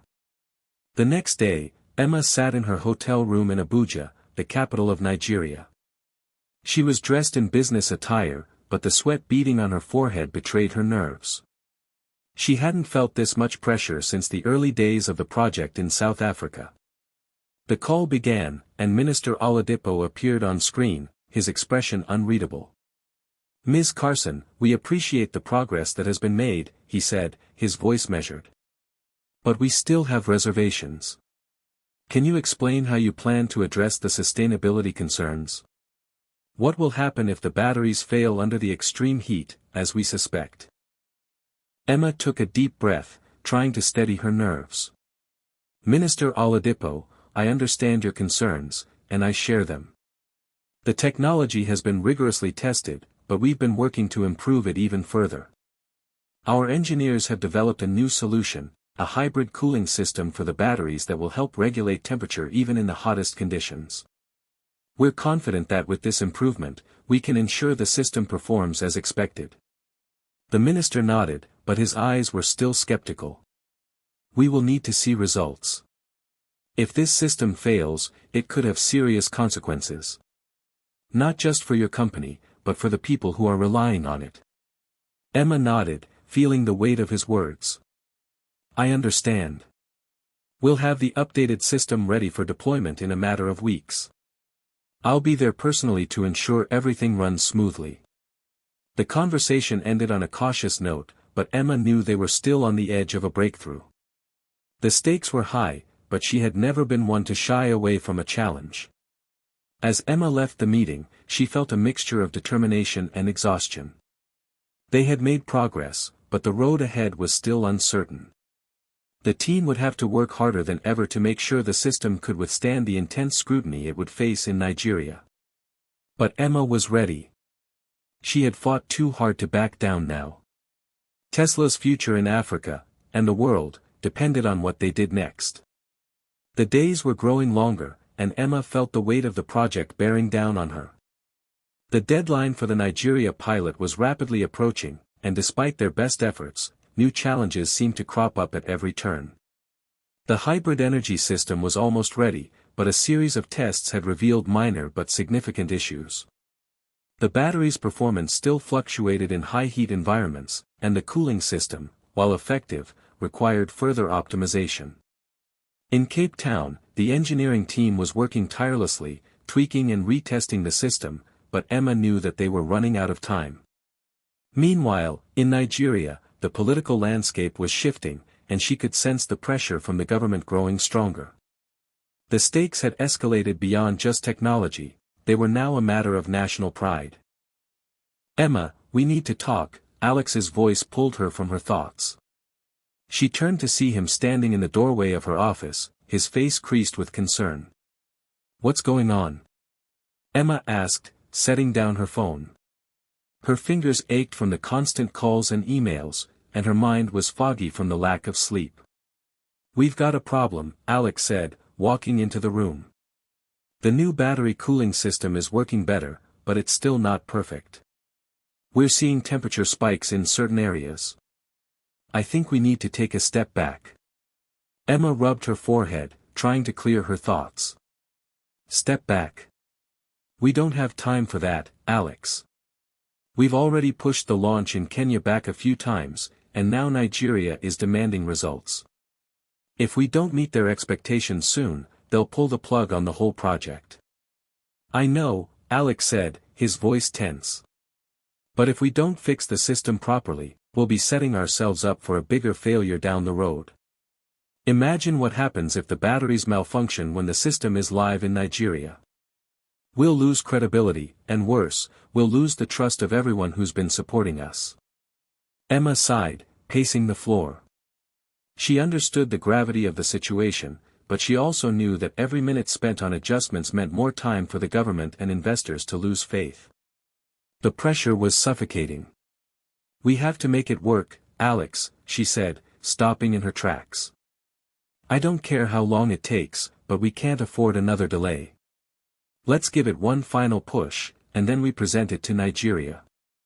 No more changes, no more excuses. We're done with tests. Alex nodded, though his expression remained doubtful. All right, I'll let the team know. But we need to make sure that the cooling system is running at full capacity.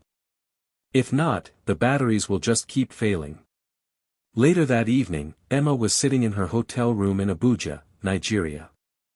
She had a late-night call scheduled with the Nigerian government officials. The tension was palpable. After their recent meeting, she knew they were watching closely, ready to pounce on any hint of failure. She had to be ready for anything. As she sipped her coffee, her phone buzzed. It was a message from Minister Oladipo, reminding her of tomorrow's important meeting. Ms. Carson, we are expecting you to provide a final update on the project tomorrow. Please be prepared to address the concerns raised during our last meeting. Our government is eager to proceed, but we must ensure that all technical aspects are thoroughly addressed before we make any commitments. Emma set her cup down, feeling her pulse quicken. Tomorrow was the day. It would determine everything. She needed to assure them that the system was capable of handling Nigeria's energy demands. The entire project rested on the success of this one meeting. The next day, Emma found herself in a conference room with Minister Oladipo and a team of government representatives. The room was filled with tense silence as they waited for Emma to begin her presentation. The stakes were higher than ever. If they couldn't convince the Nigerian government that the technology was sound, the project would collapse before it even started. Emma stood at the front, her heart pounding in her chest. She was about to address the biggest audience of her career, and she had only one chance to make it right. "Thank you for your time," she began, her voice steady despite the anxiety swirling inside her. "As we've discussed, the pilot project for Nigeria's energy future is ready for deployment. Our hybrid solar and wind system has been rigorously tested and optimized for your country's unique needs. We have addressed all the technical concerns, and I can assure you that we are prepared to move forward." Minister Oladipo's eyes narrowed as he leaned forward, clearly not convinced. "You've said that the system has been tested, but we are still seeing inconsistencies. The heat is a real issue. You've acknowledged that, yet we have not received a definitive answer on how the system will perform in extreme temperatures. What guarantees can you give us?" Emma took a deep breath. This was it, the moment that could make or break everything. "We've tested the system under extreme conditions, and we've taken additional measures to improve the battery's thermal regulation. The new cooling technology has been fine-tuned, and the system now operates at a much higher level of efficiency. I'm confident that it will work as expected in Nigeria's climate. In fact, we've gone beyond just addressing the heat. This system is designed to be adaptable to varying conditions. If any further adjustments are needed, we have a team on standby to address them immediately." There was a long pause before Oladipo spoke again. "And what about the cost? You've assured us that this system will be cost-effective in the long term, but our stakeholders remain unconvinced. They want guarantees, Emma." Emma met his gaze, her resolve hardening. "I understand the concerns about cost. However, I believe that once the system is deployed, the return on investment will be undeniable. You'll be providing affordable, sustainable energy to millions of Nigerians, energy that will empower businesses, homes, and entire communities. In the long run, the benefits far outweigh the initial costs." She could see the skepticism in the room, but she held her ground. She had presented the facts, answered their questions, and made her case. Now, it was out of her hands. Finally, after what felt like an eternity, Oladipo nodded slowly. "We will review your proposal and have our decision by the end of the week. But let me be clear, Emma, this is not just a business decision. It is a decision that will affect the future of Nigeria's energy infrastructure. We cannot afford to make a mistake." Emma nodded, her throat dry. "I understand, Minister. We are committed to making this work." As she left the meeting, Emma felt both a sense of relief and a renewed pressure. The Nigerians had listened, but they hadn't committed yet. They were still on the fence, and the next few days would determine everything. Back in Cape Town, Emma debriefed with the team, who were just as anxious as she was. The final tests were complete, and the system was ready for deployment, but whether Nigeria would approve it was still up in the air. "Elon's waiting for an update," Alex said, his voice tight with anticipation. "I know," Emma replied, rubbing her temples. "But we've done everything we can. Now, we wait." The next few days dragged on in uncertainty. Emma stayed in close contact with Minister Oladipo's office, trying to stay ahead of any potential issues. But she couldn't shake the feeling that they were on the precipice of something huge, and that one misstep could derail everything. And then, on the 5th day, she received the message she had been waiting for. "Ms. Carson, we are pleased to inform you that the Nigerian government has approved the pilot project. We look forward to working with you to bring sustainable energy to our country." Emma's heart soared. It was a victory, but it was just the beginning. The real work was about to start. The email from Minister Oladipo still sat open on Emma's screen, its words a beacon of hope in an otherwise overwhelming sea of tasks. The Nigerian government had approved the pilot project. It was a triumph, one that she and her team had worked relentlessly for.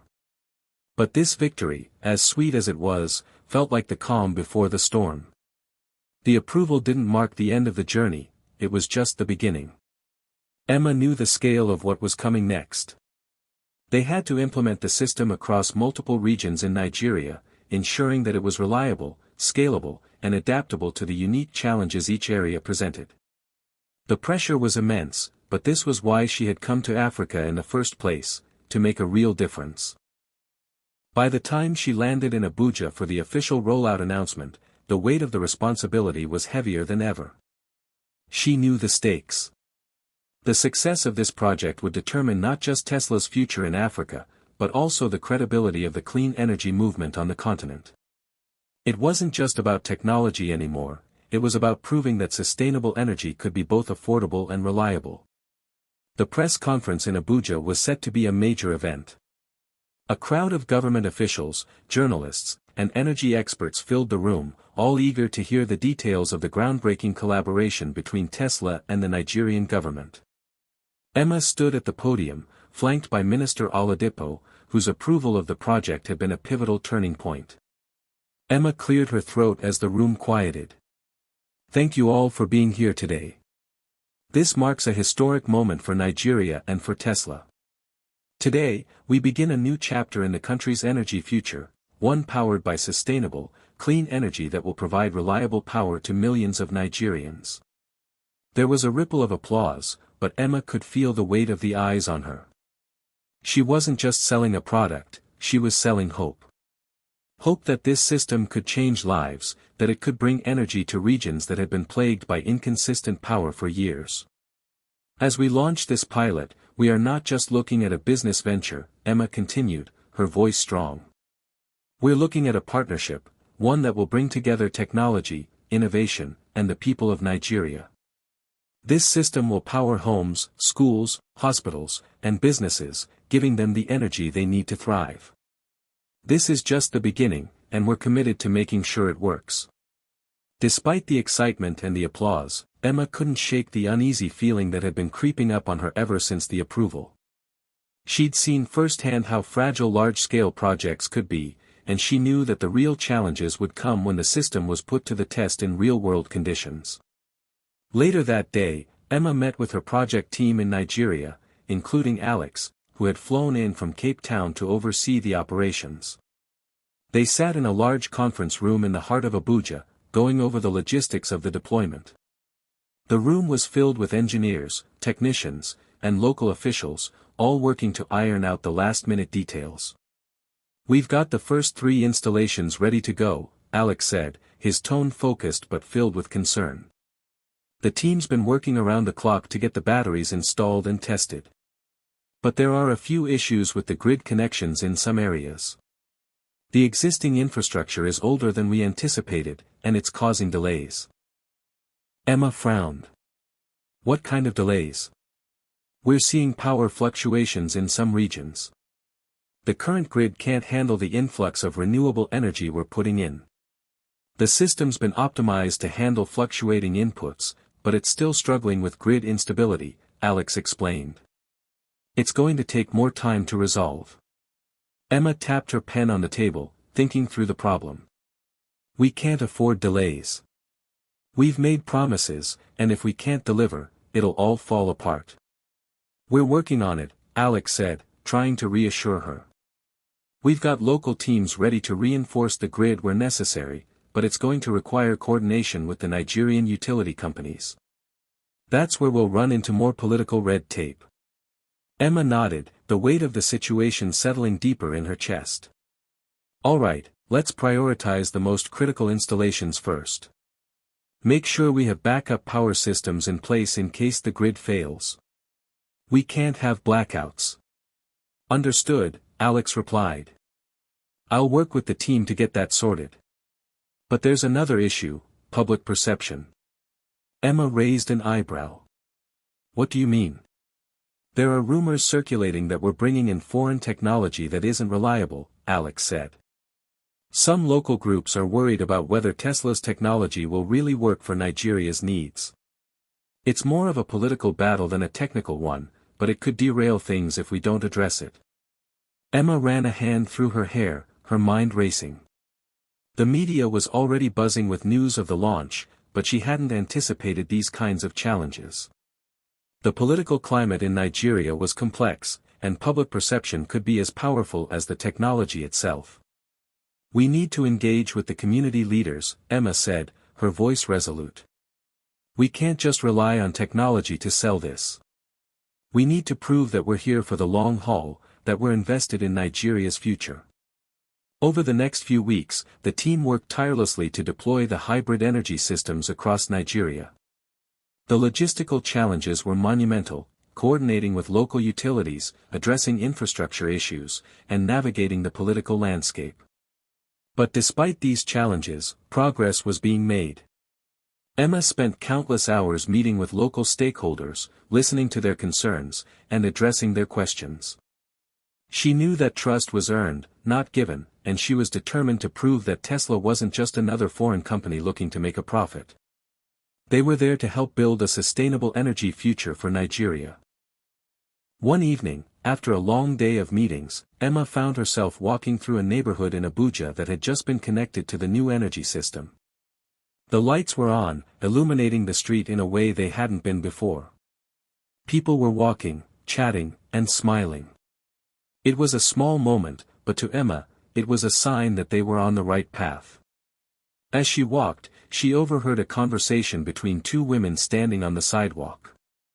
"I heard Tesla's system is finally up and running," one woman said.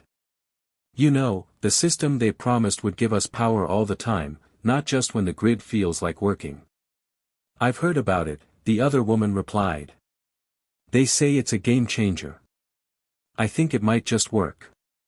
Emma smiled to herself as she continued walking. It wasn't perfect yet. There were still kinks to work out, and there were moments when she doubted if they could pull it all off. But moments like these, where people were beginning to feel the impact of the system, were what kept her going. The road ahead would be long, and there would be many more obstacles to overcome. But Emma was more determined than ever to prove that this was not just another failed venture, but the start of something truly transformative. The deployment in Nigeria was supposed to be a smooth transition. The hybrid energy system was designed to bring reliable, renewable power to underserved regions, a beacon of hope for a country long plagued by power shortages. But as Emma walked through the streets of Abuja in the early morning light, she couldn't shake the growing sense of unease that had settled in her chest over the last few days. The system was running, but it wasn't running as smoothly as they had hoped. The grid infrastructure, as expected, had proven to be more problematic than anyone had anticipated.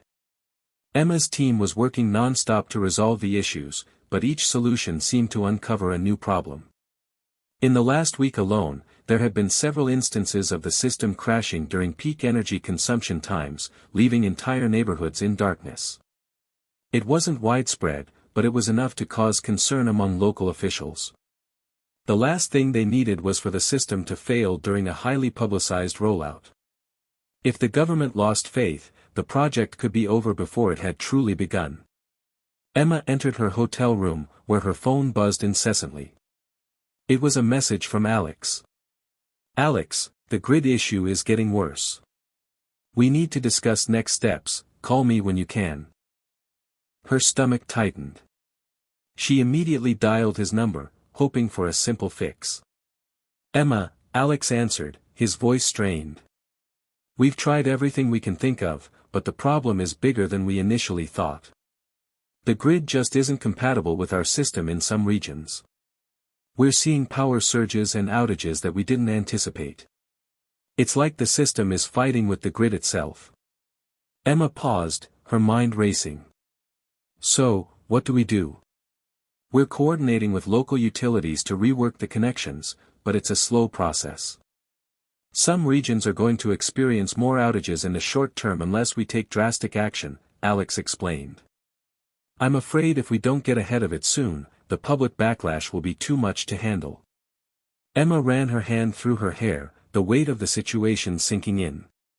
She had promised the Nigerian government that the system would work. Now, she was on the verge of losing their trust. Worse, the media was already picking up on the glitches. Local reports were questioning whether Tesla's technology was really the right solution for Nigeria's needs. The last thing she wanted was for the press to turn the situation into a scandal.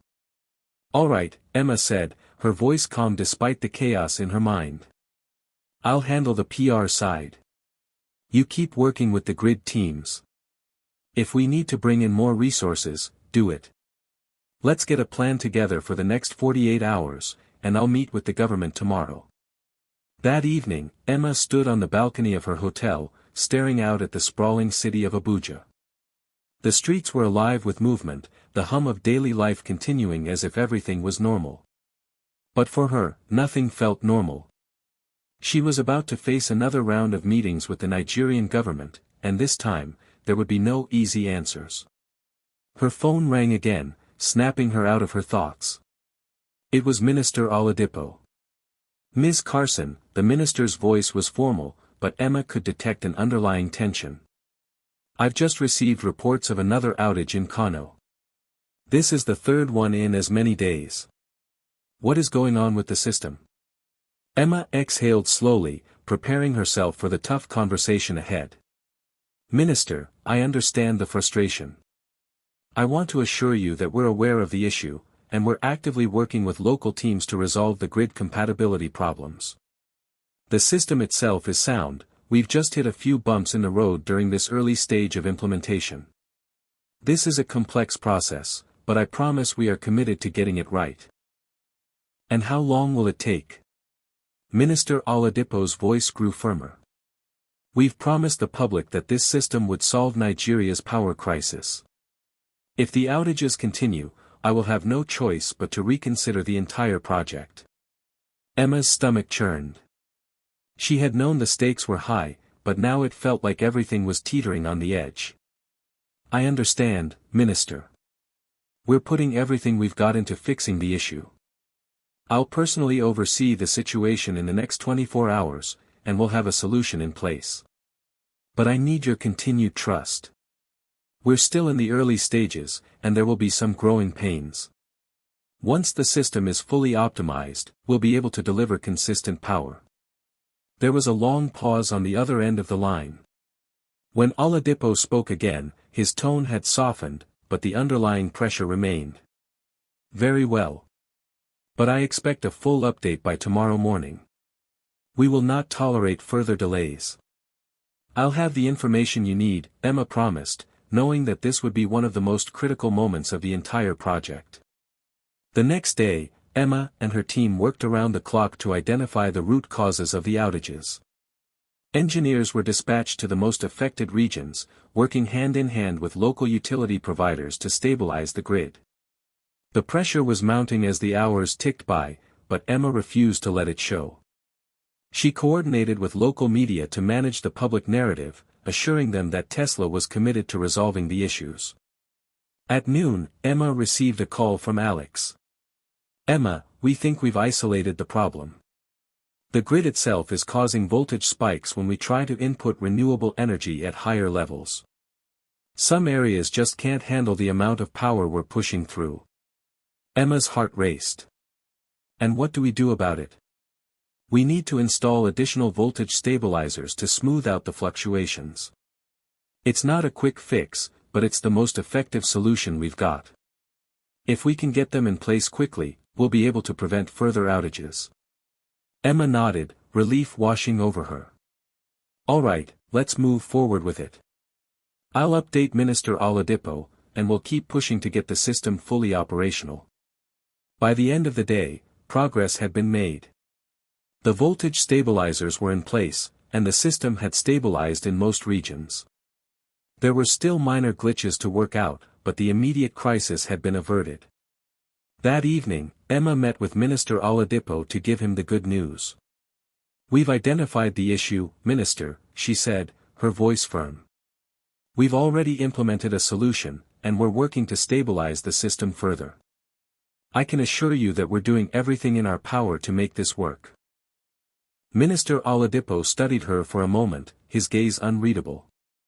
Then, finally, he nodded. I appreciate your efforts, Ms. Carson. But as I've said before, we cannot afford failure.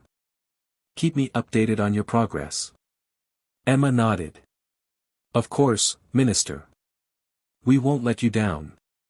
As Emma left the meeting, she felt a small flicker of hope. The worst may not be over, but they had weathered the first storm. The real work would come in the following days as they ironed out the last technical issues, but for the first time in weeks, Emma felt like they were back on track. She walked back to her hotel room, her mind buzzing with plans and solutions. The challenges were far from over, but Emma was more determined than ever.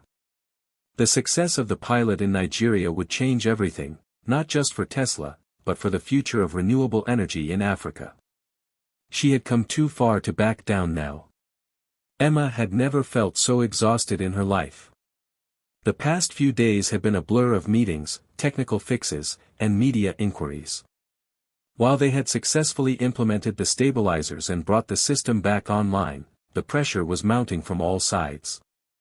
The public, still skeptical, was starting to voice their frustrations. And behind the scenes, government officials were pushing for answers, demanding results faster than was realistically possible. She sat in the quiet conference room of her hotel, her laptop open in front of her, reviewing a series of reports from Alex and the local team. The system was improving, but it was clear that the challenges were far from over. There were still communities experiencing intermittent power disruptions, and the grid infrastructure, though temporarily stabilized, remained a ticking time bomb. Emma had no illusions, the road ahead would be filled with more obstacles. Her phone buzzed, pulling her out of her thoughts. It was a message from Minister Oladipo. Minister Oladipo, Ms. Carson, I need you in my office immediately. We need to discuss progress and next steps. There's growing concern about the public response. Please make time today.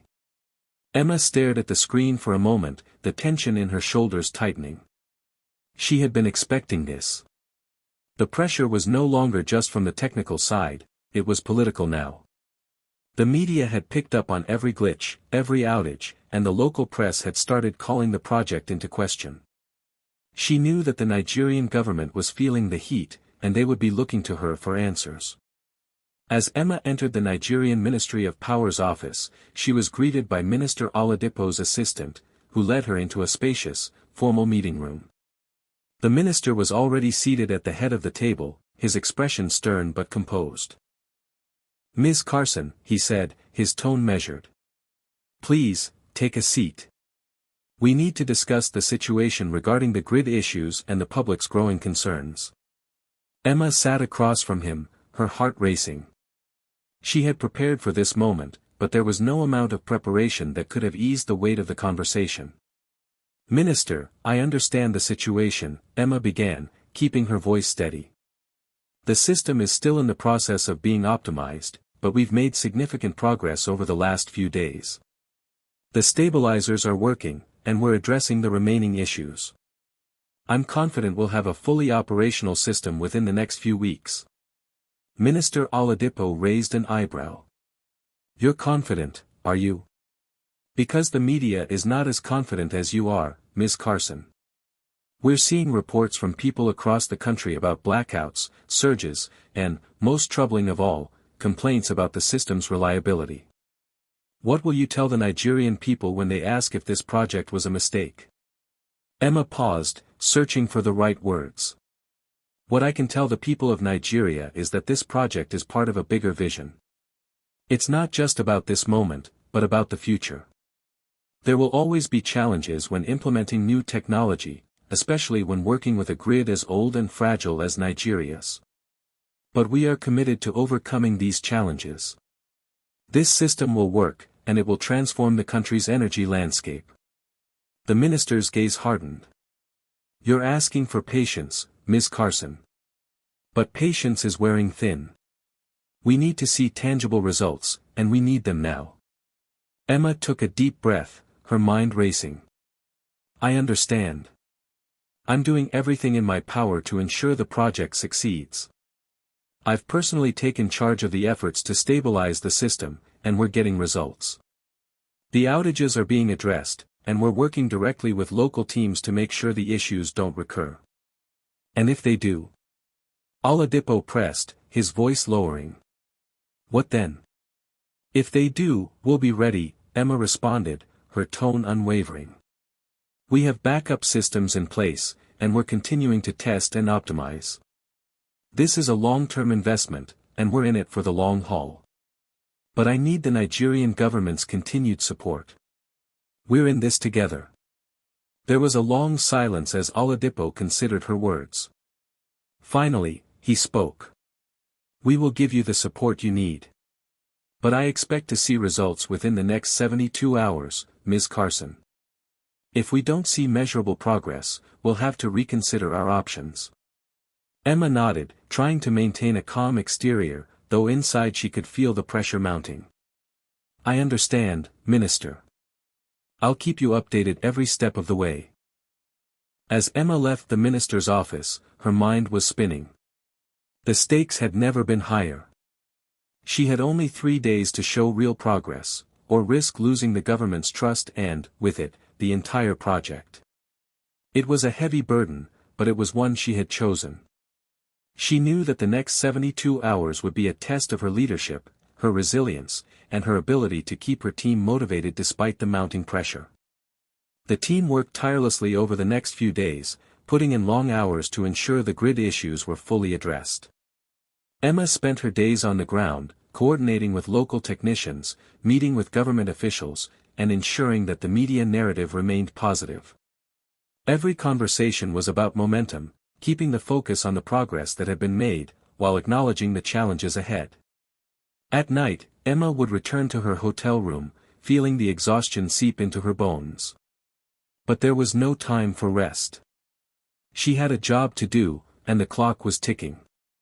On the third day, after what had felt like an eternity of troubleshooting, Emma received an unexpected call. It was Alex. Emma, we've done it. The system is holding steady now, Alex said, his voice filled with relief. We've got a full report ready. No outages for the last 24 hours, and the grid stabilizing across all regions. A wave of relief washed over Emma. Are you sure? No glitches?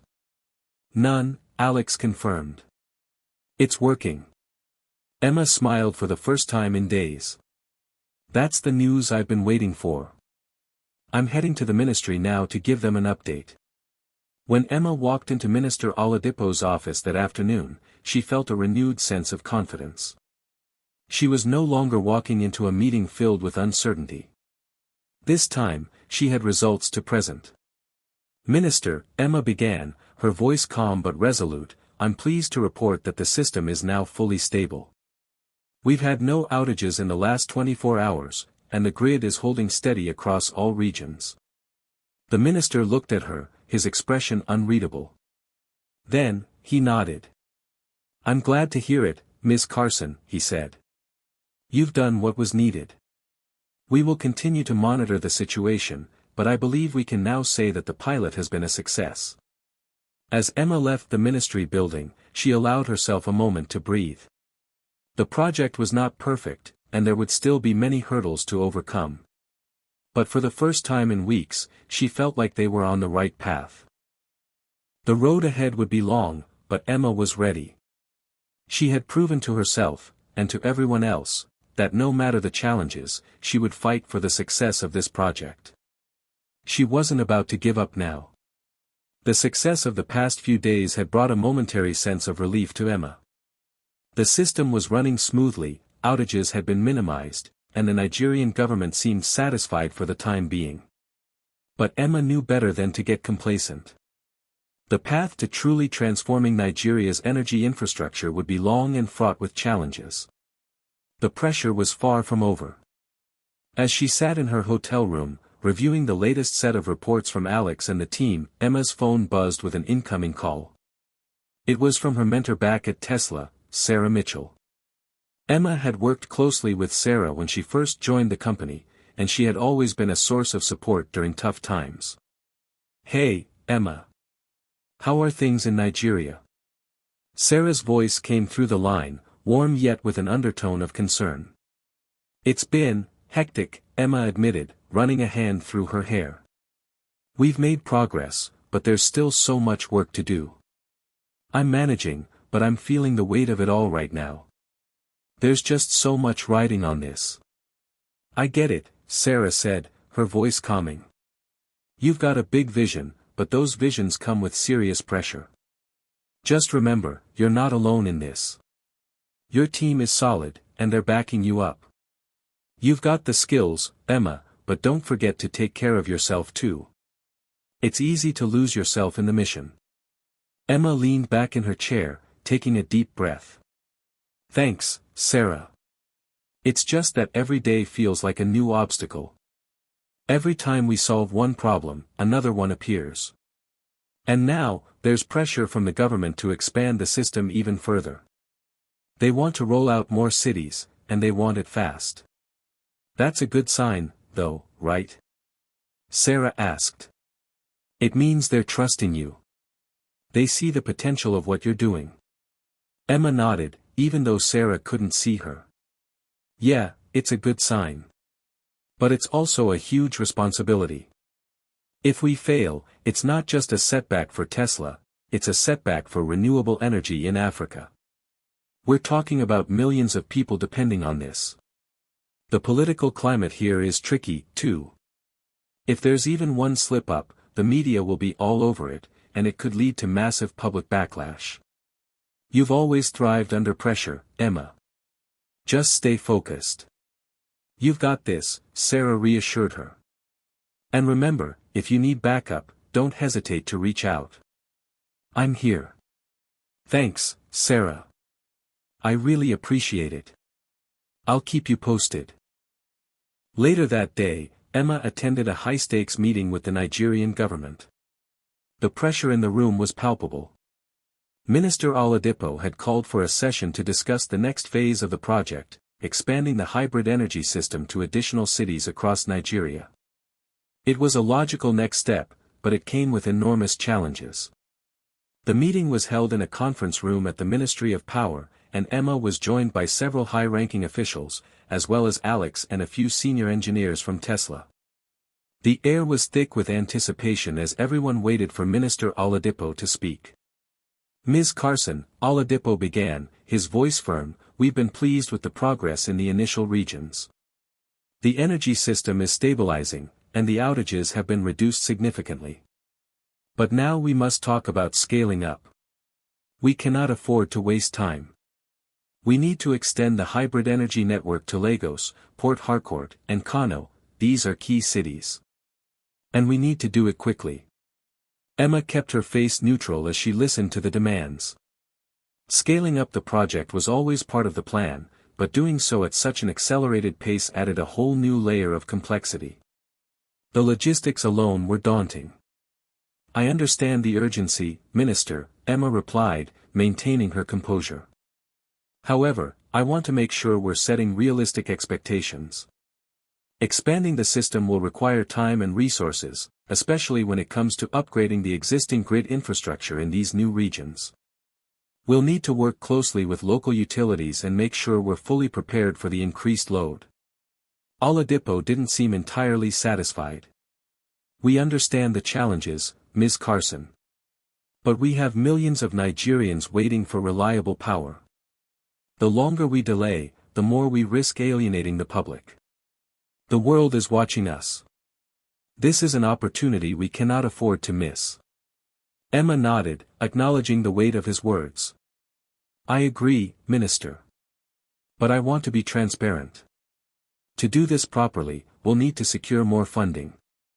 Expanding the infrastructure and installing more hybrid units requires significant capital. I'm prepared to take that to the next step, but we'll need full government backing." There was a brief pause in the room as officials exchanged glances. Finally, the minister spoke again. "We are prepared to allocate additional funds for the expansion. But we need results. The financial backing is there, but you must prove that the system can handle the demands of these larger cities. Emma took a deep breath.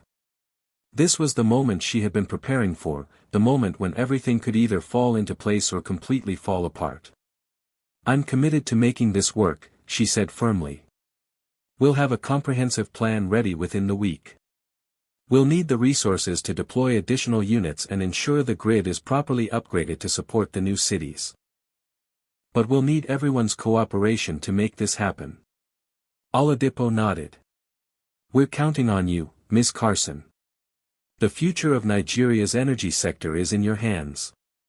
After the meeting, Emma walked out of the ministry with a heavy heart. The government had promised additional funds, but she knew that with the speed of the rollout, there would be little room for error. The financial pressure was mounting, and the scope of the expansion was far more complex than she had anticipated. It would require not only the technical infrastructure but also political finesse to ensure everything ran smoothly. As Emma returned to her hotel that evening, her phone buzzed again. This time, it was a message from Alex. "Alex, the team has reviewed the financials. To move forward with Lagos and the other cities, we'll need an additional $500 million in funding for the next phase. We should start drafting a proposal for government approval." Emma read the message with a sense of foreboding. $500 million. It was a staggering amount of money, and while she had the backing of the Nigerian government, there were still countless hurdles to overcome. Approval from the government was not guaranteed. She had hoped for a smoother path forward, but the reality of scaling up the hybrid energy project was much more complicated than she had expected. Yet, despite the obstacles, Emma remained resolute. This was a once-in-a-lifetime opportunity. If she could pull it off, it would not only change the energy landscape in Nigeria but also set a precedent for renewable energy on a global scale. But first, she had to get through the political minefield and secure the necessary funding. As the sun dipped below the horizon, Emma knew that the days ahead would test her more than ever before. There would be no room for mistakes. She would have to lead her team through the storm, all while keeping the vision of a better, brighter future for Nigeria alive. The pressure of the past few weeks had been relentless. Emma's days were a blur of meetings, calls, and late-night strategy sessions. The government had agreed to allocate additional funds for the next phase of the hybrid energy project, but securing the exact amount needed for the full expansion was proving to be more difficult than expected. The initial optimism had begun to fade, replaced by the harsh realities of bureaucracy, financial negotiations, and political maneuvering. Emma sat at a conference table in her hotel, her laptop open in front of her, spreadsheets and financial proposals scattered across the table. Alex had already sent over a rough draft of the proposal for the government, but it needed to be fine-tuned, not only for technical accuracy but for political feasibility. The amount of money they needed to secure was staggering, and there were powerful interests at play, both within Nigeria and internationally, that might stand in the way of the deal. Her phone buzzed with an incoming message. It was from Minister Oladipo. "Minister Oladipo, Ms. Carson, we need to discuss the funding for the next phase.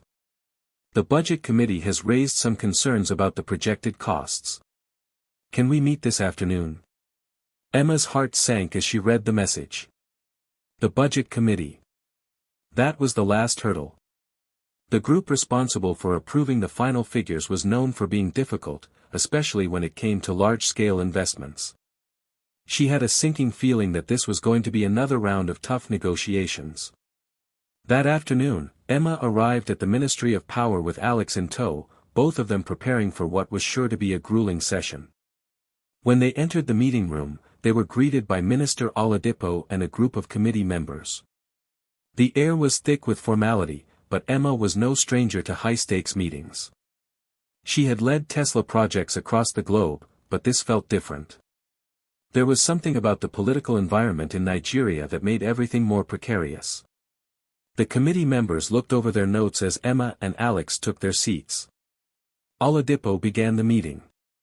"Ms. Carson, thank you for joining us. We've reviewed the initial proposal, and while we appreciate the progress made, we have significant concerns about the financial implications of this project. Specifically, the additional funding required for expanding the system to Lagos, Port Harcourt, and Kano. Emma held her breath but kept her expression neutral. She had been anticipating this moment, but that didn't make it any easier. "I understand the concerns, Minister," Emma said, keeping her tone professional. "The cost is substantial, but the benefits are even greater. We are talking about providing reliable power to millions of Nigerians. The long-term impact on the economy, the environment, and the quality of life for citizens will far outweigh the initial investment." There was a pause as the committee members exchanged looks. One of the senior members, a man named Mr. Adewale, cleared his throat and spoke. "The issue is not whether the system will benefit Nigeria in the long term, Ms. Carson. It's about the short-term cost. How do we justify these figures to the public? What if the system doesn't work as promised? We can't afford to make the same mistakes we made in previous projects." Emma understood his concerns. Previous energy initiatives in Nigeria had been plagued by mismanagement, corruption, and delays. But this was different. She had the right team, the right technology, and the right mindset to make this work. What she needed was a little faith and the financial backing to make it happen. "Mr. Adewale, I can assure you that we are fully committed to this project. We are implementing the most advanced technology in the world, and we have already seen the system stabilize in the initial regions. But I need your support to move forward. Without the necessary funding, we cannot scale the project to meet the growing demand for power in these cities." The room fell silent for a moment. Emma could feel the weight of the committee's gaze on her. She knew the stakes. If they didn't secure the funding, the entire project could fall apart. And if it fell apart, it wouldn't just be a blow to her, it would be a blow to the entire vision of renewable energy in Africa. "I understand your position, Ms. Carson," Oladipo interjected, his voice calm but firm. "But you must understand that we have to answer to the people. If this project fails, we will face significant backlash. There's already skepticism among the public, and every delay, every mistake, will be amplified by the media." Emma nodded. "I understand the responsibility, Minister. But I promise you that we are moving forward with caution and precision. We are addressing every risk, and we are doing everything in our power to ensure the project's success. We have an opportunity here to reshape Nigeria's energy future, but we need the resources to do so." The committee members whispered among themselves for a few moments, and Emma could feel the tension building. She had said everything she could to convince them. Now it was up to them to decide whether they would back her vision. Finally, Mr. Adewale spoke again, his voice quiet but authoritative. "We are not convinced that this project can be completed within the proposed budget," he said.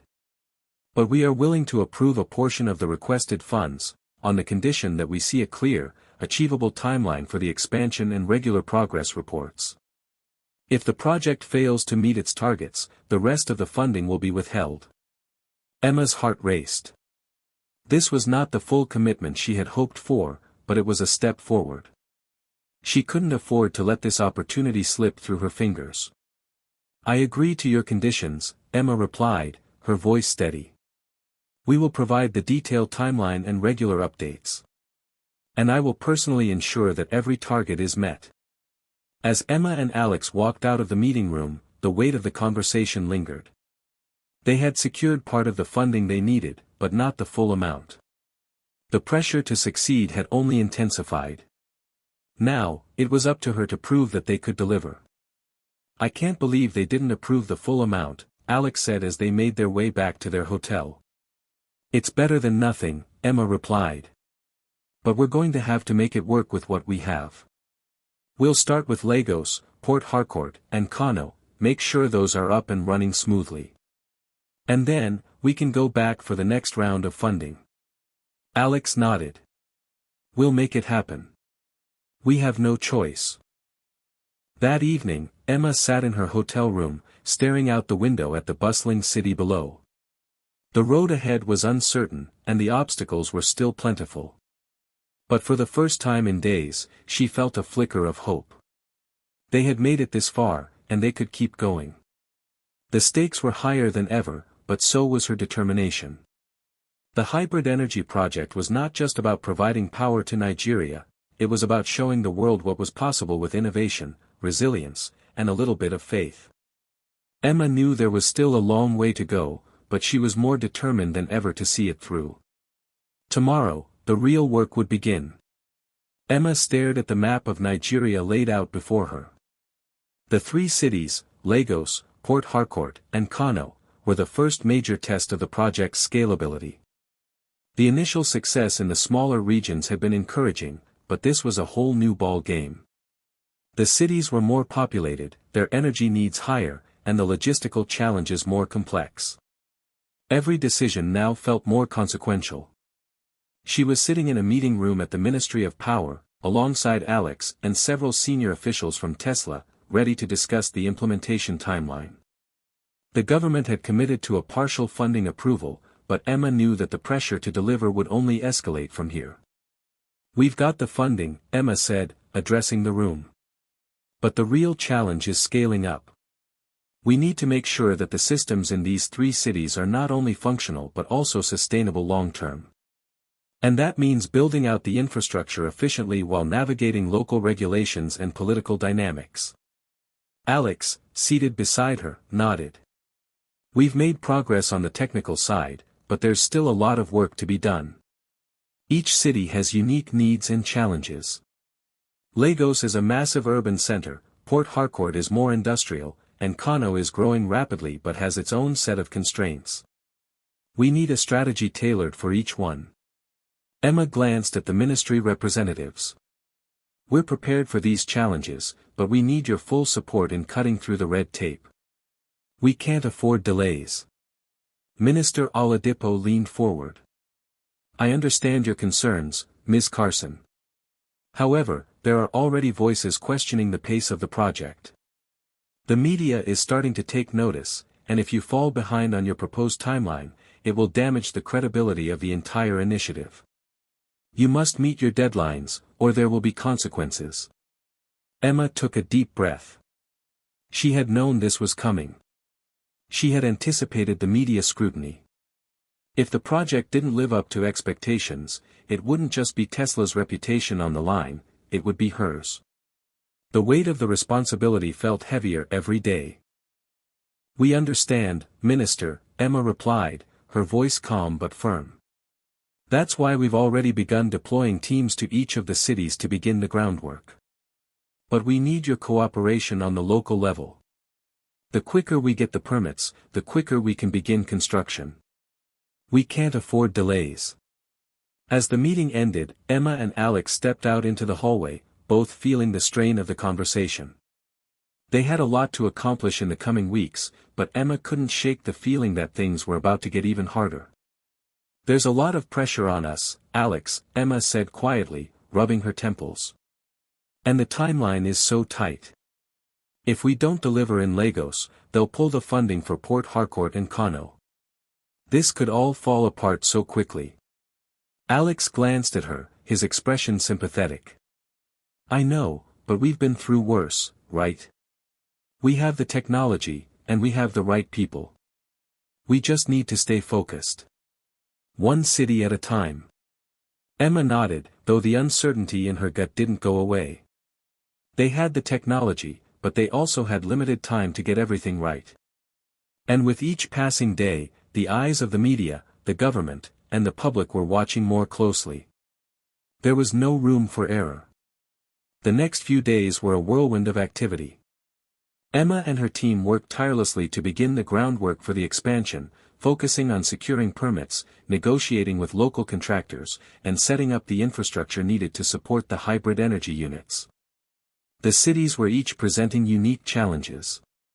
In Lagos, the dense urban environment meant they had to work with limited space. The energy grid needed to be updated to handle the increased load, and that required working with the local power companies, which were notoriously slow to approve changes. Emma found herself caught in endless meetings with bureaucrats, trying to speed up the process while keeping an eye on the clock. In Port Harcourt, the industrial nature of the city posed its own set of challenges.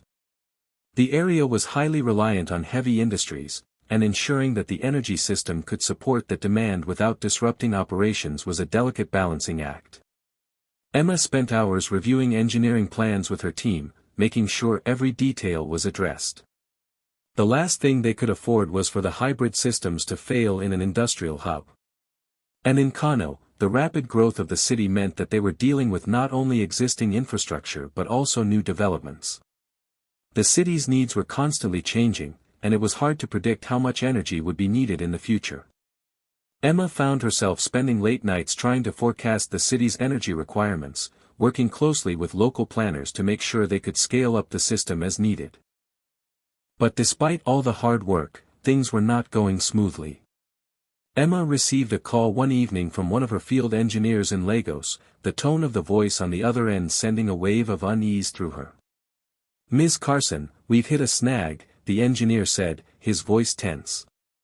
"We've run into significant issues with the local utilities. They're refusing to let us update the grid until we can prove that the system can handle the increased capacity. They're demanding more testing and more data before they'll give us the go-ahead." Emma's stomach dropped. This was the last thing they needed right now. "Tell me exactly what they're asking for," she said, trying to keep her voice steady. "They want a full demonstration of the system's capabilities. They don't trust that it can handle Lagos's power demand. They're asking for at least 2 months of data before they'll approve the grid upgrades." 2 months. Emma felt a surge of frustration. They didn't have 2 months. They didn't have 2 weeks.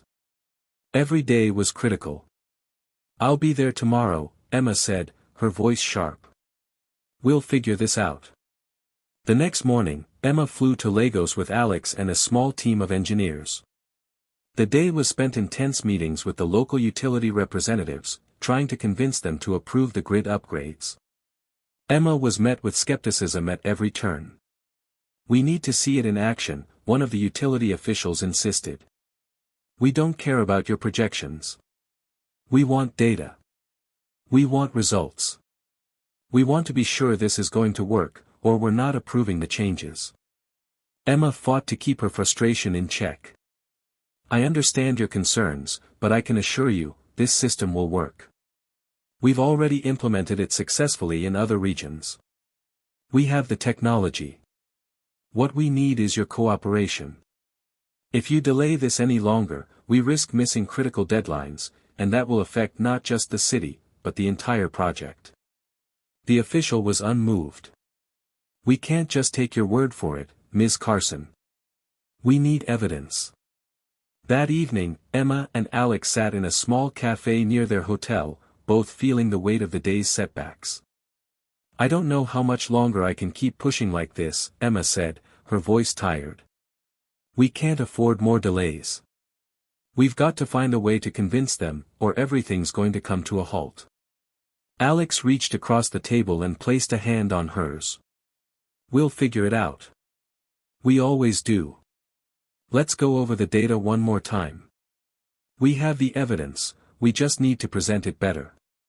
We're not giving up on this."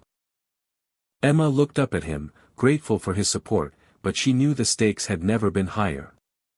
The road to success was far from smooth, and the future of the project depended on every decision, every negotiation. But Emma had come too far to quit now. Tomorrow, they would find a way. The only thing left to do was keep pushing forward, no matter the obstacles. Hit subscribe and leave a comment with where you're watching from.